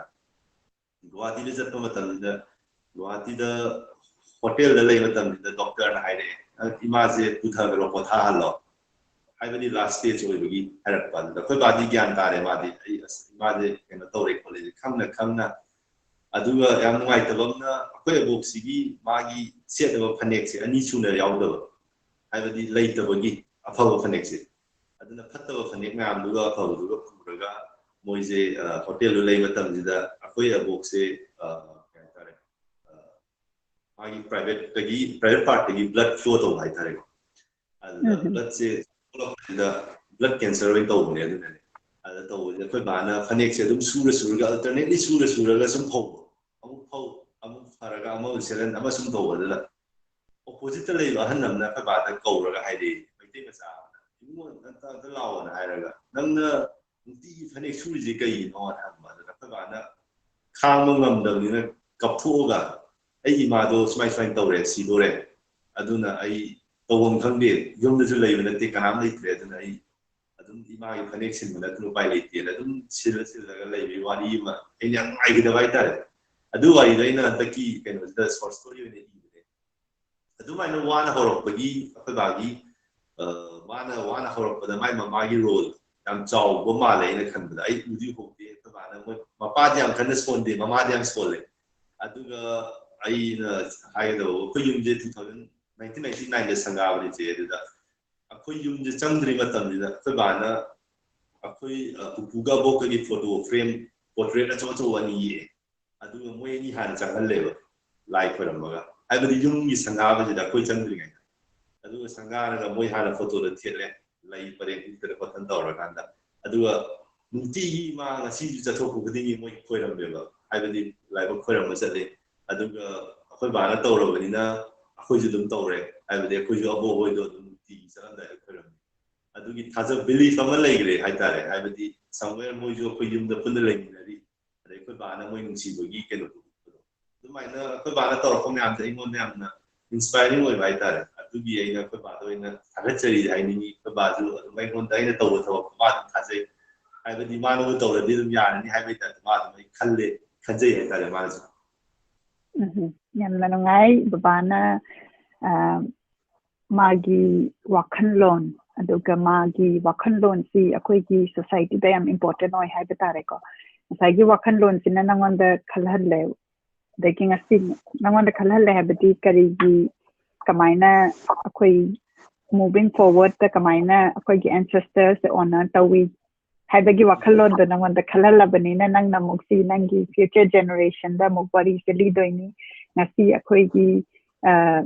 sessions with the leader Banina Mayam, the Su, and a Kalanning Bama Lakadori Bani. The Babasi Ming Aduka Kari Tabako Bibano, Dukitan Hadi. For you mean Puyam the never sing away. For agriculture department, the Torome, retired when it was 2017, the retired company. The Basil 6.41. Tall, handsome. Yeah. 5.341 there. The many combination that we average when I put up with 5.9 10 Yamna nung siba warini aduga Manipur gi level da thagat siba gi yamna nungai masi akoi gi wakhan loan si smaina akoi gi ahan laman na khan basi akoi na yamna tamjaningai ni aduga Mikhail na libi bata asagi phanek suba gi wari se Hairakanda aina isamaki wari tu ningsing jai aigi pokpi babase like hitreuzik ado babasi oinam dagi ne aduga oinam dagi honkalaga khoi te kwakathel da leiba aduga kwakathel da leirakanda masi akhoi babana pakhang oiringai gi wari ne akhoi gi abok haiba tare ko si uja hodre aduga akhoi bana pakhang oiringai sida akhoi gi abok se ngasai gi matu Laina Manaraktana Mayamna Akoina assume to cancer or Ranganina Kali to get same similar situation oiga. Dugamagi discharge kumbasile rakanda magi P panexe subina but the mana magi responsibility ne na kalaga mas Imphal the matam do the honkalaga bakangoina or jaw regalate the cycle that chatlaga nampi Chalakanda, you want the Chalaga Aboki, Haitara Agina, Boko area, the Babaji, Imagi, Panex, Tree, and a Haibagi Warisi, so Aina Taje, Adoga, Akoigi Manipur, Gi, Amarom, the Hairakanda Society, the Dumlay, Komayana, Snapana, Panex, Shuba, and Haibiba, Adugi Haibagi, Silla Ragasuma, Namagi responsibility, Nimamanung, Chirakan, the Sibata, Ubugi Warisi, Sabade, inspiring or the Haibatareko. Dagi amarom dang asai Mikhail na haibiba ahan daman se lay gidraga su akoi na moi bu ona tawraga magi picture si lat paneba akoi na lai lat pa hai si ꯑꯩꯈꯣꯏꯒꯤ ancestors ꯂꯥꯠꯂꯤꯅꯦꯕ ꯑꯗꯨꯒ ꯂꯥꯠꯂꯒ ꯑꯩꯈꯣꯏꯅ good occasion ꯍꯥꯏꯕ ꯇꯥꯔꯦꯀꯣ ꯍꯥꯏꯕꯗꯤ ꯌꯨꯝ ꯁꯪꯒꯥꯕ ꯅꯠꯇ꯭ꯔꯒꯅ ꯂꯨꯍꯣꯡꯕ ꯑꯉꯥꯡꯒꯤ ꯀꯔꯃ ꯑꯦꯅꯤ ꯇꯧꯕ ꯀꯥꯟꯗ ꯑꯍꯟꯗꯨꯗ ꯗꯗꯧ ꯈꯣꯏꯔꯝꯃꯨ ꯑꯗꯩ ꯕꯣꯕꯣꯛ ꯈꯣꯏꯔꯝꯃꯨ ꯍꯥꯏꯔꯀꯥꯟꯗ ꯐꯣꯇꯣꯗꯨꯗ ꯑꯣꯏꯔꯀꯥꯟꯗ ꯁꯨ ꯕ꯭ꯂꯦꯁꯤꯡꯗꯣ ꯂꯧꯕꯒꯤ ꯑꯩꯈꯣꯏꯅ ꯇꯝꯕꯤꯕ ꯍꯥꯏꯇꯥꯔꯦꯀꯣ ꯑꯩꯗꯤ ꯃꯤꯈꯦꯜꯒꯤ ꯕꯕꯥꯅ ꯇꯧꯔꯕꯅꯤꯅ ꯃꯤꯈꯦꯜꯅꯁꯨ ꯇꯝꯃꯦꯗꯅ ꯑꯗꯨꯅ ꯃꯁꯤꯒꯤ ꯃꯅꯤꯄꯨꯔꯒꯤ ꯂꯦꯚꯦꯜꯗ ꯊꯥꯒꯠꯄꯤꯔꯛꯄꯒꯤ ꯌꯥꯝꯅ ꯅꯨꯡꯉꯥꯏꯖꯩ ꯑꯩꯈꯣꯏꯒꯤ ꯁꯤꯒꯨꯝꯕ ꯃꯥꯡꯈ꯭ꯔꯒꯗꯧꯕ ꯍꯥꯏꯇꯥꯔꯦ ꯑꯩꯈꯣꯏ ꯃꯌꯥꯝꯁꯦ ꯃꯐꯝ ꯃꯐꯝꯗꯁꯨ ꯂꯩꯅꯔꯕꯅꯤꯅ ꯁꯨꯃꯥꯏꯅ ꯑꯩꯈꯣꯏꯒꯤ ꯔꯤꯆꯨꯋꯦꯜ ꯂꯩꯕ ꯋꯥꯈꯜꯂꯣꯟꯁꯤ ꯀꯥꯎꯈꯤꯗꯅꯕ ꯑꯃꯨꯛ ꯍꯟꯅ ꯉꯁꯤ ꯑꯩꯈꯣꯏꯒꯤ ꯄ꯭ꯔꯣꯒ꯭ꯔꯥꯝꯁꯤꯗ ꯄꯨꯈꯠꯄꯤꯔꯛꯑꯀꯥꯟꯗ ꯋꯥꯔꯤ ꯁꯥꯕꯤꯕꯒꯤ ꯃꯁꯤ ꯕꯕꯥꯕꯨ ꯊꯥꯒꯠꯄꯤꯔꯛꯄꯒꯤ ꯌꯥꯝꯅ ꯅꯨꯡꯉꯥꯏꯖꯩ ꯑꯗꯨꯒ ꯑꯩ ꯏꯁꯥꯃꯛꯀꯤ ꯑꯣꯏꯅꯗꯤ ꯑꯩꯈꯣꯏ ꯕꯕꯥꯒꯤ ꯋꯥꯔꯤꯗꯨꯒꯁꯨ ꯃꯥꯟꯅꯔꯕꯅꯤꯅ ꯑꯃꯨꯛꯀ ꯍꯦꯟꯅ ꯅꯨꯡꯉꯥꯏ ꯇꯥꯕꯗ ꯑꯗꯨꯅ ꯕꯕꯥꯕꯨ ꯈꯨꯔꯨꯝꯖꯔꯤ. Thank you, Che. ꯑꯗꯨꯒ ꯃꯇꯥꯡ ꯑꯁꯤꯗ ꯑꯩ ꯐꯣꯇꯣ ꯄꯨꯈꯠꯆꯔꯛꯀꯦ. ꯑꯩꯈꯣꯏ ꯕꯥꯁꯦ ꯌꯥꯝ ꯋꯥꯡꯉꯦ. ꯌꯥꯝꯅ ꯅꯨꯡꯁꯤ ꯕꯕꯥꯒꯤ ꯋꯥꯔꯤꯁꯦ ꯇꯥꯔꯒ ꯁꯣꯏꯗꯅ ꯑꯩ ꯕꯕꯥ ꯎꯅꯅꯤꯡꯕ ꯑꯃ ꯄꯣꯛꯑꯦ. ꯑꯗꯒꯤ ꯏꯃꯥꯁꯨ ꯌꯥꯝꯅ ꯅꯨꯡꯁꯤ. ꯏꯃꯥꯁꯨ ꯌꯥꯝꯅ ꯅꯔꯆꯔꯤꯡ ꯑꯣꯏꯕꯗꯣ ꯑꯩꯈꯣꯏꯒꯤ ꯃꯅꯤꯄꯨꯔꯒꯤ ꯏꯃꯥ ꯃꯌꯥꯝꯒꯤ ꯋꯥꯔꯤꯗ ꯍꯧꯖꯤꯛ ꯍꯥꯏꯔꯤꯗꯨꯅꯤ ꯃꯤꯈꯦꯜꯅꯁꯨ ꯏꯃꯥ ꯍꯥꯏꯕꯁꯤꯅ ꯕꯕꯥꯁꯤꯅ ꯈꯔ ꯑꯃꯨꯛ ꯁ꯭ꯇ꯭ꯔꯤꯛ ꯑꯣꯏꯕꯒꯤꯀꯣ ꯑꯗꯨꯒꯨꯝꯕ ꯔꯣꯜꯁꯦ ꯂꯧꯔꯦ ꯑꯩꯈꯣꯏꯒꯤ ꯁꯣꯁꯥꯏꯇꯤꯗ. ꯑꯗꯨꯒ ꯏꯃꯥꯁꯤꯅ ꯌꯥꯝꯅ ꯅꯔꯆꯔꯤꯡ ꯑꯣꯏꯕ ꯑꯗꯒꯤ ꯃꯆꯥꯅ ꯄꯥꯝꯕꯁꯤ ꯀꯔꯤꯅꯣ ꯑꯗꯨꯒ ꯃꯥꯅ ꯄꯥꯝꯕꯗꯨ ꯊꯨꯡꯅꯅꯕꯒꯤꯗꯃꯛꯇ ꯃꯇꯦꯡ ꯄꯥꯡꯕꯤꯕ ꯍꯥꯏꯕ ꯇꯥꯔꯦꯀꯣ. ꯃꯥꯒꯤ ꯂꯝꯕꯤꯗꯨ ꯀꯃꯥꯏꯅ ꯆꯠꯍꯟꯁꯤꯒꯦꯅ ꯈꯟꯕꯗ ꯌꯥꯝꯅ ꯅꯨꯡꯉꯥꯏ ꯕꯕꯥ ꯏꯃꯥꯒꯤ ꯐꯣꯇꯣꯁꯤ ꯁꯦꯌꯔ ꯇꯧꯕꯤꯕꯒꯤ. ꯑꯗꯒꯤ ꯁꯤꯅ ꯏꯃꯥꯒ twins ꯑꯩ ꯏꯌꯥꯝꯕ ꯑꯅꯤꯗꯣ ꯑꯩꯈꯣꯏ ꯄꯦꯟꯇꯤꯡ ꯇꯧꯃꯤꯟꯅꯕ ꯑꯅꯤꯗꯨꯅꯦ. Okay, ꯏꯌꯥꯝꯕ ꯑꯅꯤꯁꯤꯒꯤ ꯃꯤꯡꯅ ꯀꯔꯤ ꯀꯧꯕꯤꯕ? Blue ꯂꯤꯠꯂꯤꯁꯤꯅ ꯕꯦꯟꯁꯟ ꯀꯧꯋꯦ, ꯄꯨꯌꯥꯝ ꯕꯦꯟꯁꯟ. ꯑꯗꯒꯤ white ꯑꯉꯧꯕ ꯂꯤꯠꯂꯤꯁꯤꯅ ꯍꯦꯖꯦꯁ ꯀꯧꯋꯦ, ꯕꯦꯟꯁꯟ and ꯍꯦꯖꯦꯁ. Okay, yamna nungai aduga artist ngasagi akoina art mayam yengkhibadugi creator ni haiba tare. Moine yekpa atana nambanadi fajaba singdo. ꯑꯗꯨꯁꯨ ꯌꯥꯝꯅ ꯅꯨꯡꯁꯤ ꯍꯥꯏꯕꯗꯤ ꯅꯣꯏꯒꯤ collaborative effort ꯑꯗꯒꯤ ꯌꯥꯝꯅ ꯐꯖꯕ ꯐꯣꯇꯣ ꯑꯃꯁꯨ ꯂꯩꯔꯤ ꯃꯁꯤꯒꯤ ꯃꯇꯥꯡꯗ ꯑꯃꯇꯪ ꯍꯥꯏꯕꯤꯌꯨ. ꯁꯤ ꯑꯩꯒꯤ ꯋꯥꯏꯐꯅꯦ. ꯑꯩꯈꯣꯏ ꯂꯥꯁ ꯏꯌꯔ ꯂꯨꯍꯣꯡꯕꯅꯦ. ꯑꯗꯨꯒ ꯃꯥꯏ ꯃꯃꯥꯡꯇꯅ ꯗꯤꯑꯣꯀ꯭ꯔꯝ ꯀꯧꯋꯦ. ꯑꯗꯨꯒ ꯑꯩꯒꯤ ꯗꯤꯄꯥꯔꯠꯃꯦꯟꯇ ꯊꯕꯛ ꯄꯨꯟꯅ ꯇꯧꯃꯤꯟꯅꯩ. ꯃꯥ ꯗꯦꯄ꯭ꯌꯨꯇꯤ ꯃꯦꯅꯦꯖꯔ ꯑꯣꯏꯅ ꯂꯩꯕꯅꯦ ꯗꯤꯄꯥꯔꯠꯃꯦꯟꯇ. ꯌꯥꯝꯅ ꯅꯨꯡꯁꯤ ꯅꯕꯥꯅꯤ ꯃꯪꯒꯣꯟ ꯑꯣꯏꯅ ꯅꯨꯡꯁꯤꯅꯅ ꯂꯩꯕ ꯑꯣꯏꯁꯅꯨ ꯍꯥꯏꯅ ꯑꯩꯅ ꯑꯩꯒꯤ wishes ꯄꯤꯖꯔꯤ. Thank you, Che. Thank you. Initiative tꯧꯈꯤꯕꯒꯤ ꯋꯥꯔꯤꯁꯨ ꯇꯥꯖꯩ. ꯁꯤꯒꯤ ꯃꯇꯥꯡꯗ ꯁꯝꯂꯞꯅ ꯑꯃꯇꯪ ꯁꯦꯌꯔ ꯇꯧꯕꯤꯌꯨ. ꯑꯩꯁꯦ ꯊꯕꯛꯁꯦ ꯃꯈꯜ ꯇꯧꯕꯅꯤꯅ ꯁꯨꯝ ꯑꯩꯁꯦ ꯍꯧꯖꯤꯛꯁꯦ ꯊꯥꯏꯅꯗꯒꯤ ꯑꯗꯨꯝ ꯃꯤ ꯑꯃꯅ ꯊꯕꯛꯁꯦ ꯁꯣꯁꯤꯌꯦꯜ ꯁꯔꯚꯤꯁ ꯍꯥꯏꯇꯥꯔꯦꯀꯣ. ꯁꯣꯁꯤꯌꯦꯜ ꯁꯔꯚꯤꯁ ꯍꯥꯏꯕꯗꯤ ꯃꯤ ꯂꯩꯇꯕ ꯃꯤ ꯑꯃꯗ ꯀꯩꯅꯣꯝꯃ ꯄꯤꯕ ꯈꯣꯠꯄꯁꯦ ꯑꯩꯉꯣꯟꯗ ꯌꯥꯝꯅ ꯅꯨꯡꯉꯥꯏꯖꯕ, ꯃꯤꯗꯨ ꯎꯕꯗ ꯑꯦꯗꯚꯥꯟꯇꯦꯖ ꯌꯥꯝ ꯐꯩ ꯈꯟꯖꯕ ꯑꯗꯨꯃꯥꯏꯅ ꯈꯟꯕꯒꯤ ꯋꯥꯈꯜꯂꯣꯟꯁꯦ ꯄꯤꯛꯏꯉꯩꯗ ꯑꯗꯨꯝ ꯂꯩꯖꯔꯦ. ꯑꯗꯣ ꯑꯩꯁꯨ ꯉꯝꯃꯀꯥꯟꯗ ꯇꯧꯒꯦꯅ ꯈꯟꯅ ꯑꯗꯨꯝ ꯍꯧꯖꯤꯛꯁꯦ ꯇꯞꯅ ꯍꯧꯔꯛꯄꯅꯦ. ꯑꯗꯨꯗ ꯃꯃꯥꯡꯗ ꯑꯩꯈꯣꯏꯒꯤ ꯂꯩꯀꯥꯏꯒꯤ ꯍꯥꯏꯇꯥꯔꯦ, ꯂꯩꯀꯥꯏꯒꯤ garbage collection tꯧꯕ ꯂꯥꯛꯄꯗꯣ ꯈꯪꯍꯧꯗꯅ ꯂꯣꯛꯗꯥꯎꯟ ꯂꯩꯔꯛꯄꯗꯩ ꯂꯥꯛꯇꯕ. ꯑꯗꯨ ꯃꯥꯡꯖꯧꯅꯅ ꯂꯥꯛꯇꯕ ꯍꯧꯔꯛꯈ꯭ꯔꯦ. ꯑꯗꯨꯅ ꯁꯨꯝ ꯂꯥꯛꯇꯕꯗꯒꯤ ꯑꯩꯈꯣꯏꯒꯤ ꯂꯩꯀꯥꯏꯗ ꯂꯩꯔꯝꯕ ꯑꯃꯣꯠ ꯆꯥꯏꯔꯒ ꯂꯩꯔꯝꯕ ꯄꯣꯠ ꯃꯌꯥꯝꯗꯣ ꯍꯨꯏ ꯍꯧꯗꯣꯡ ꯊꯣꯛꯂꯛꯑꯒ ꯁꯨꯝ ꯆꯩꯈꯥꯏꯕ ꯂꯝꯕꯤꯁꯦ. ꯑꯗꯩ ꯑꯩꯅ ꯑꯣꯐꯤꯁꯀꯨꯝꯕ ꯆꯠꯄꯁꯦ ꯋꯥꯈꯜꯗ ꯁꯨꯝ ꯅꯨꯡꯉꯥꯏꯇꯕ, ꯀꯩꯅꯣ ꯁꯨꯝ ꯆꯩꯈꯥꯏꯔ ꯂꯩꯁꯤꯕꯣ ꯀꯅꯥꯝꯇ ꯂꯣꯏꯁꯟꯗ꯭ꯔꯦ. ꯑꯗꯣ ꯀꯅꯥꯝꯇ ꯂꯣꯏꯁꯟꯗꯕ ꯍꯥꯏꯁꯦ ꯑꯩꯈꯣꯏ ꯏꯁꯥ ꯄꯕ꯭ꯂꯤꯛꯅ ꯑꯩꯈꯣꯏꯅ ꯂꯣꯏꯁꯟꯖꯒꯗꯕꯅꯦ ꯑꯃꯨꯛꯁꯨ ꯈꯜꯂꯦ. ꯑꯗꯨꯅ ꯀꯩꯗꯧꯕ ꯌꯥꯒꯦꯅ ꯈꯟꯕ ꯃꯇꯝꯗ ꯑꯩꯅ ꯂꯩꯀꯥꯏꯒꯤ ꯑꯩꯈꯣꯏ ꯀ꯭ꯂꯕꯅ ꯀꯣꯜꯂꯤꯕ, ꯑꯩꯈꯣꯏ ꯂꯩꯀꯥꯏꯒꯤ ꯀ꯭ꯂꯕꯁꯤꯅ ꯀꯣꯜꯂꯤꯕ ꯃꯆꯤꯁꯦ ꯁꯤꯗ ꯑꯩ ꯀꯩꯅꯣꯝꯃ ꯇꯧꯒꯦꯅ ꯈꯜꯂꯒ ꯑꯩꯅ ꯗꯁꯕꯤꯟ 36 ꯗꯣꯅꯦꯠ ꯇꯧꯖꯕꯅꯦ. ꯗꯁꯕꯤꯟꯁꯤꯁꯨ ꯄ꯭ꯂꯥꯁꯇꯤꯛ ꯗꯁꯕꯤꯟ ꯇꯧꯕ ꯌꯥꯗꯕ, ꯍꯥꯏꯕꯗꯤ ꯀꯥꯏꯕ ꯈꯣꯠꯄ ꯂꯩꯕꯅꯤꯅ, ꯅꯣꯡꯈꯥꯡ ꯆꯥꯏꯕ ꯈꯣꯠꯄ ꯇꯧꯕꯅꯤꯅ ꯑꯩꯅ ꯀꯃꯥꯏꯅ ꯇꯧꯔꯒ ꯌꯦꯡꯁꯤꯒꯦꯅ ꯊꯤꯁꯤꯒꯦꯅ ꯈꯟꯕꯗ ꯑꯩꯈꯣꯏꯒꯤ ꯌꯣꯠꯀꯤ ꯕꯦꯔꯦꯜ ꯗ꯭ꯔꯝꯗꯣ ꯑꯗꯨ ꯇꯪꯈꯥꯏ ꯀꯛꯑꯒ ꯑꯩꯅ ꯑꯩꯈꯣꯏꯒꯤ ꯀ꯭ꯂꯕꯀꯤ ꯃꯃꯤꯡ ꯊꯥꯔꯒ ꯑꯩꯅ ꯀ꯭ꯂꯕꯀꯤ ꯄ꯭ꯔꯦꯁꯤꯗꯦꯟ ꯁꯦꯀ꯭ꯔꯦꯇꯔꯤꯗ ꯁꯤꯟꯅꯕꯅꯦ. ꯑꯗꯣ ꯃꯣꯏꯅ ꯑꯩ ꯇꯧꯕꯗꯣ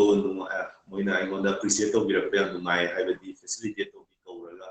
yaksangda sports tawbo khopda ko bi adumai na moin torpani nai makha ta na ju hena tawge na khanjai abdi appreciation da phangmani nai ngon ju wakhal da ina tawbo my satisfaction phangja bai tare ngon da du gi makha ta na tawge na ju khalle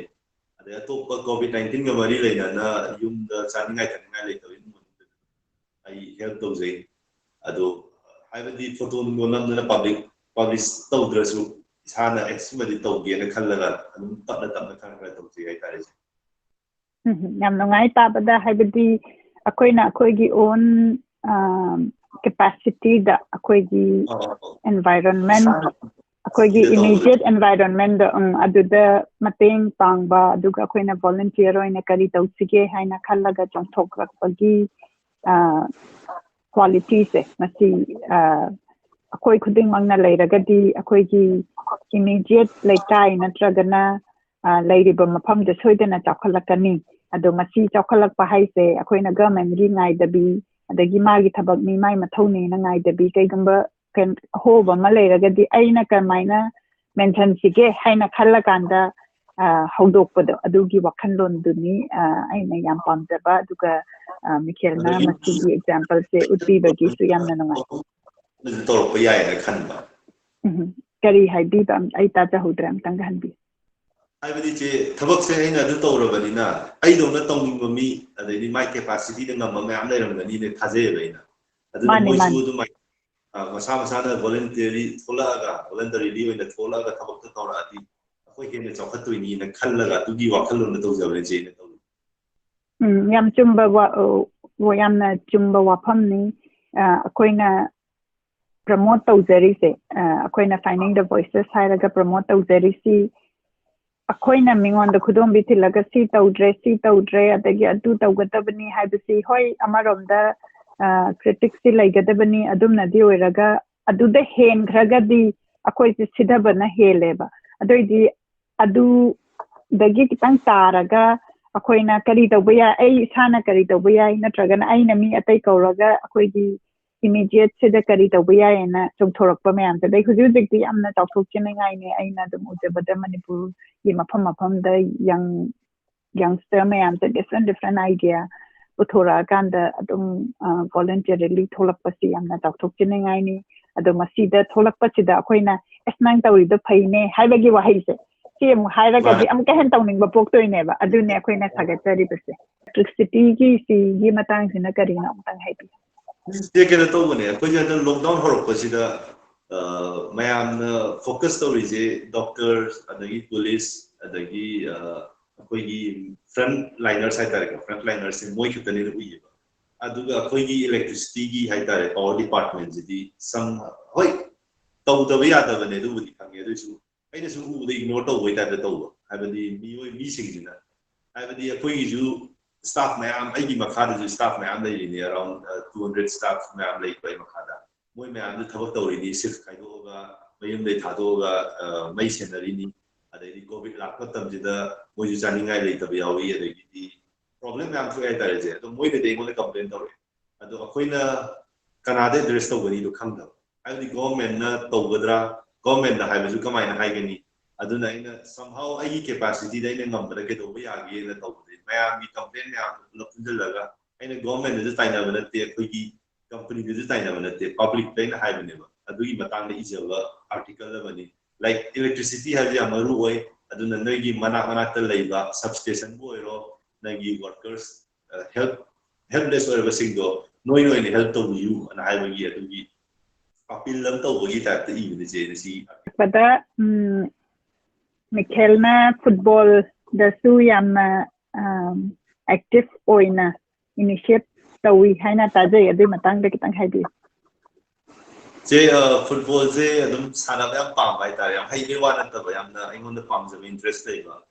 pi ngai da udi cricket yam sana ra me do ma pan da tam ba dai football da sam sana ra pa dai koi school level CBSE cup sana re adadi university level college level sana ko pa chatte dum adumai tawrakanda aina M.tech tawba engineering tam loirakanda koi je football sana je tokre haibadi masa lambi de chatnagi bagi haitare 2011 stride aina khalle ba asa koi lai minari ba khara jin team ma sema ga sana badi kai kai ni खल्लगा आइना बेंगलोर दा लेबा तमदा अगी लेमिनरिबा मैतै मचाबो रो मणिपुरी सिंह हाइतारे को अदुगा पुंजलगा आइना team अमा सेमेबा सलाई soccer सानलुबना team जे आइना मिंगफोला खोलगा सेमगा सागले अदुगा आइजे सानबा होरमे बेंगलोर दा टूर्नामेंट थोए खोले अदु लोरगांदा मोइजे M.tech तो सबदगी तुमिन लेगरे अदुगा आइजे तुमिन लेबदगी हतकसे मपा मणिपुर दा थोला मतुंदा थबक तौर मतुंदा हाइनगी टीम दो सेमककेना खल्लगा आइना नौ नमका हानगी सेम नेम दुदा सेमकतने सलाई सॉकर सानलु SQ हाइजे अदु हजिक अखोय सानरी अदुम सानमिनरी अदैदी सुम चौखलकपा ओइना फुटबॉल एसोसिएशन अम सेमे अखोयना अदै आई सामो प्रेसिडेंट ओइना लेजरी दुदा अदगी अखोय था गुदिंगी पैसा खरा खरा खाइनै हाइतारे अखोयगी मीसिंजे मेंबर्स सिंजे अराउंड 28 मेंबर्स लay अदु खाइनरगा दुई पैसा दुना तुंजलगा अदैदी हतकसे अखोय कोविड से लामद्रदी लैकाईगी गवर्नमेंट स्कूल दा अंगांग लाइकासु खरा वाना तंबा खनकलगा मोइदा मतेंग पामसी खोचिना क्लब को वालीगी साना बक लोय लोयरमबनी अदो कोविड लापदगी खर जिक पल्लगा लेरे अदो अदुमाइना फुटबॉल थवाय यावबा प्लस सानबा अदैदी अतोपो जो कोइना तौबा याबा हाइबदी साननिंग मीदा फ्री लेतबा कोराव लेतबा कोइन जर्सी लेरे किट म्याम लेरे पीबा अदुमाइना खरा तौवेजे अदुगा अतोपो जो थबक म्याम तौगेना खल्ली हाइतारे जे अदुगी yam nangai all rounder oina different aspect haibitare ko health ena category da ina chanba yai haibidi akoi gi sanaba activity tawbasi akoi ksengmaki pam haibitare ko Mikhail gina soccer adagi ingiriba mayamna sigumba activities da soidana involved tawbasi yamna akoi gi balance life oibagi damakte yamna kanaba ni haina thamjage lamjen jen gera natraga physical activity yaubase aduga makena physical activity dana taba adagi discipline amasula kadoribni saigi sanaba adagi teamwork adagi meetinaba natra yamna ngai ngasi Mikhail ga wari sanaba da yamna akoigi laikai amada kamaina as a normal human being as a layman person ama oina kamaina impact over yabage habagi different example phangre aduna akoina wakan ama leragadi wakan the action on top tragadi ay adu tauge hara kanda kan tawjadi kenta progress like treka haidi akoina lambi se chatpa kanda asmachidi amot len he yamna keno kanamtana thengtokpidre haraga chaidana ai mot mole to khatta balekai adu haidi sapudi kamain tawsige na khalla kanda sidi dustbin sagalla kanda dustbin akoina thamaga akoi myam sidai sida thada minaragadi akoi gi se hygiene chupura ani kaina admaina khangat action on thokpase aduna tabiri ba mayam na su adom gi lekai da adom na lairi ba mafam du da idea ama lairagadi adu action on thokpada nang na tomdana on thokada banate masi adum team ama dum form tawrakani ngasagi Mikhail na dustbin simaki haira sumana idea do lairaganda club ka mo collaborate tawre adagi kamain tawsige tawraga thabak oin on thokpada madu share tawbibagi yamna nungai jai adanga sigidi atamati solution laklabanina akoi gi program asi loisindana ba tawjarage loisindringai da ani aina hanghauda any haining ba kari watpiri Mikhail gi site tagi haining ba je as a person when haining ba di mi je tongan ba kaita ideas na amna yawi ngata le mi mo ina po banina habidi songing by emotions le ba the creative ideas le ba me am le ko the first point in haining on anger management adana to bi ba habidi ngasai gi more balance ki matang na samdan jare je habidi achumba ba je kai no je hana khangdok piraga adana step to it habidi next step se kai no anticipate to piraga kai do bi ai habidi khalla kanda khong thang jan bi ba aduga mi mana more balance or anything hatabam taw matamda isana thingba ngamdrasu atopa ai capacity de leiba dai tare kana da bu hairaga kedosi khanaraga thingjanba adumaina yausan bi da hai tare adagi yam chamba wafam mane je adagi second nine hajaga da che sai na hajaga da ai ju yamna haiba yam kena to buna chade some me many different aspects me am lay hai tare tawing bai na tawing sing do tawli ba se mai na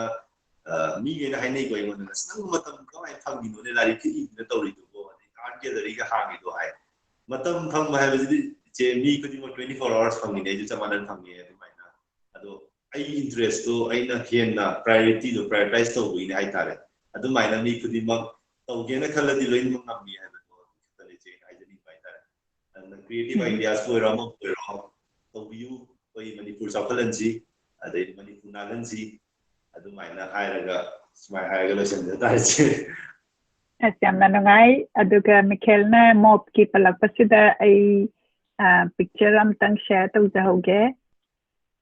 mob ki si ai na personally ai gi heart ta su am na close oiba wapam ni masigi painting si ai na Manipur da Muslim brother ama mayam na changa kanda si wari de si ke no to ne terrorism da thoki be to do ne pa ja ho si 2000 yes 17 ne dai thokam thoki be ne ba adu da mani Muslim MBA tamba management student na moina brand bagini na tainaraga hati bagi wari mana chigi picture mani adu masigi si ubada viral oina oikiba video ama thaina jai aduga masigi video se yengba kanda akoina yamna tu chungningai oiba video oiba masida tu chungningai oiri se karino haira kanda masida aina yekchariba painting se Faruk ki makhut se yengo nung gi mathak ta thari se sigi magi video sida kamai tauge da nupa sina changa aina nupa sina changa pasida aina khalina o masi Faruk se help to bi gadra aina khanba aidi Faruk sidi madi pura wandhala kanda ising pibiyo kain haibagi tanja du ne aduga masigi nupa sina kamai tauge da mai makhut se smaina taramba dagi ne nungi mathak se da thamme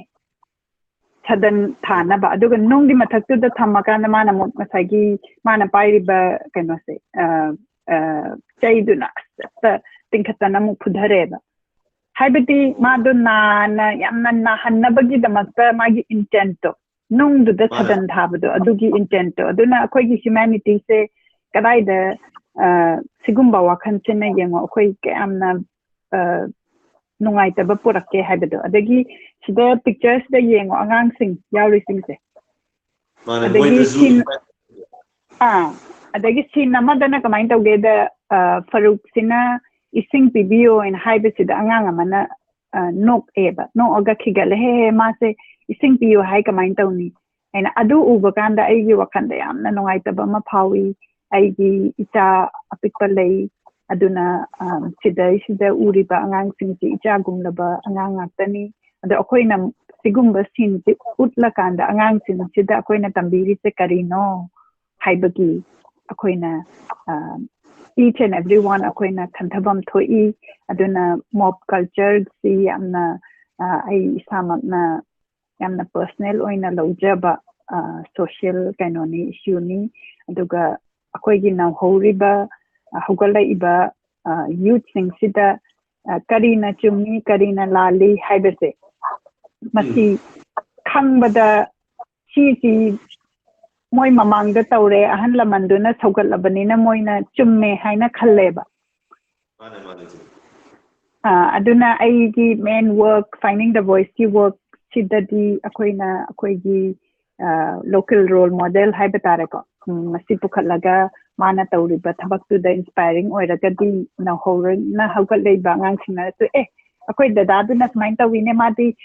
akoi gi lekai du dai da mo lekai na haraga kenta complaint taw da bi da mana smain taw sila oin tawi du di smain taw ge na mana inspiration si taw basi na akoi gi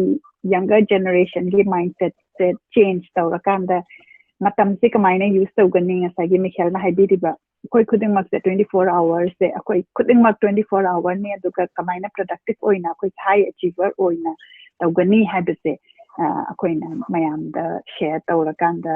mi khudimangna time se phajana use tawragadi yamna chakhatpa productive oiba leipak mafam adu oigani haina thamjage masi haraga ngasi gi di loisan jarage Mikhail Bu yamna thagachari akhoi gi show sida laga yamna inspiring oiba words akhoi mi amana kamaina matam sijinagani aduga kari action tawrakanda ai isamak na pamba amasung akhoi gi immediate society da leiba the influence tawrakanda hingbagi example asi pibibagi damakta yamna thagachari. Thank you, Che. Aduga I Che amasung finding the voices kit team hai tare. Moi the spine platform ti use. I badi am how the na to project. I badi sai Che I the local role models hai tare. Moi mayam gi wari mayam de ta. I ju maram ta Che subscribe to Che page to. The Che na live platform pa dum azai ba de di Che gi himana point pa thok pa dum ta jai. Ado nungai Che smile to bujai tar virtual world loina koi je somewhere connected loina leiba adagi chokhat palom da khongthang lai ne do adugi khan bada nungai Che aduna I Che team ju all the best tumda I lari ka do ko ka da Che da ka I thajara ke abadi leina lari ka do khara Che ju pa biu adu gallery ju Che na smile promote to vision nungai Che hai ga Che ju Okay, thank you so much. Yamna nungaire dagi yengbiriba pumna maksu khurumjari matam kai thokpibana khoigi wari asi tabibagi aduga soidana masigi episode sigi matungda wakhan ama khalam gani haina khali ai isamangna kari toba yai haibada aduga adomna yamna inspiring oiba thabak tobiragadi natragana nangi lekai da kananomna mana tawrisi phayena khallagadi akhoi da khangan birau akhoi na khoi gi source da invite tawjara kanda akhoi mayam se inspiration sina thalla kanda nungaiba nungsiba peace purakpa mafama du sangat minasi halaga lesson jaraga program se khurumjari. Thank you.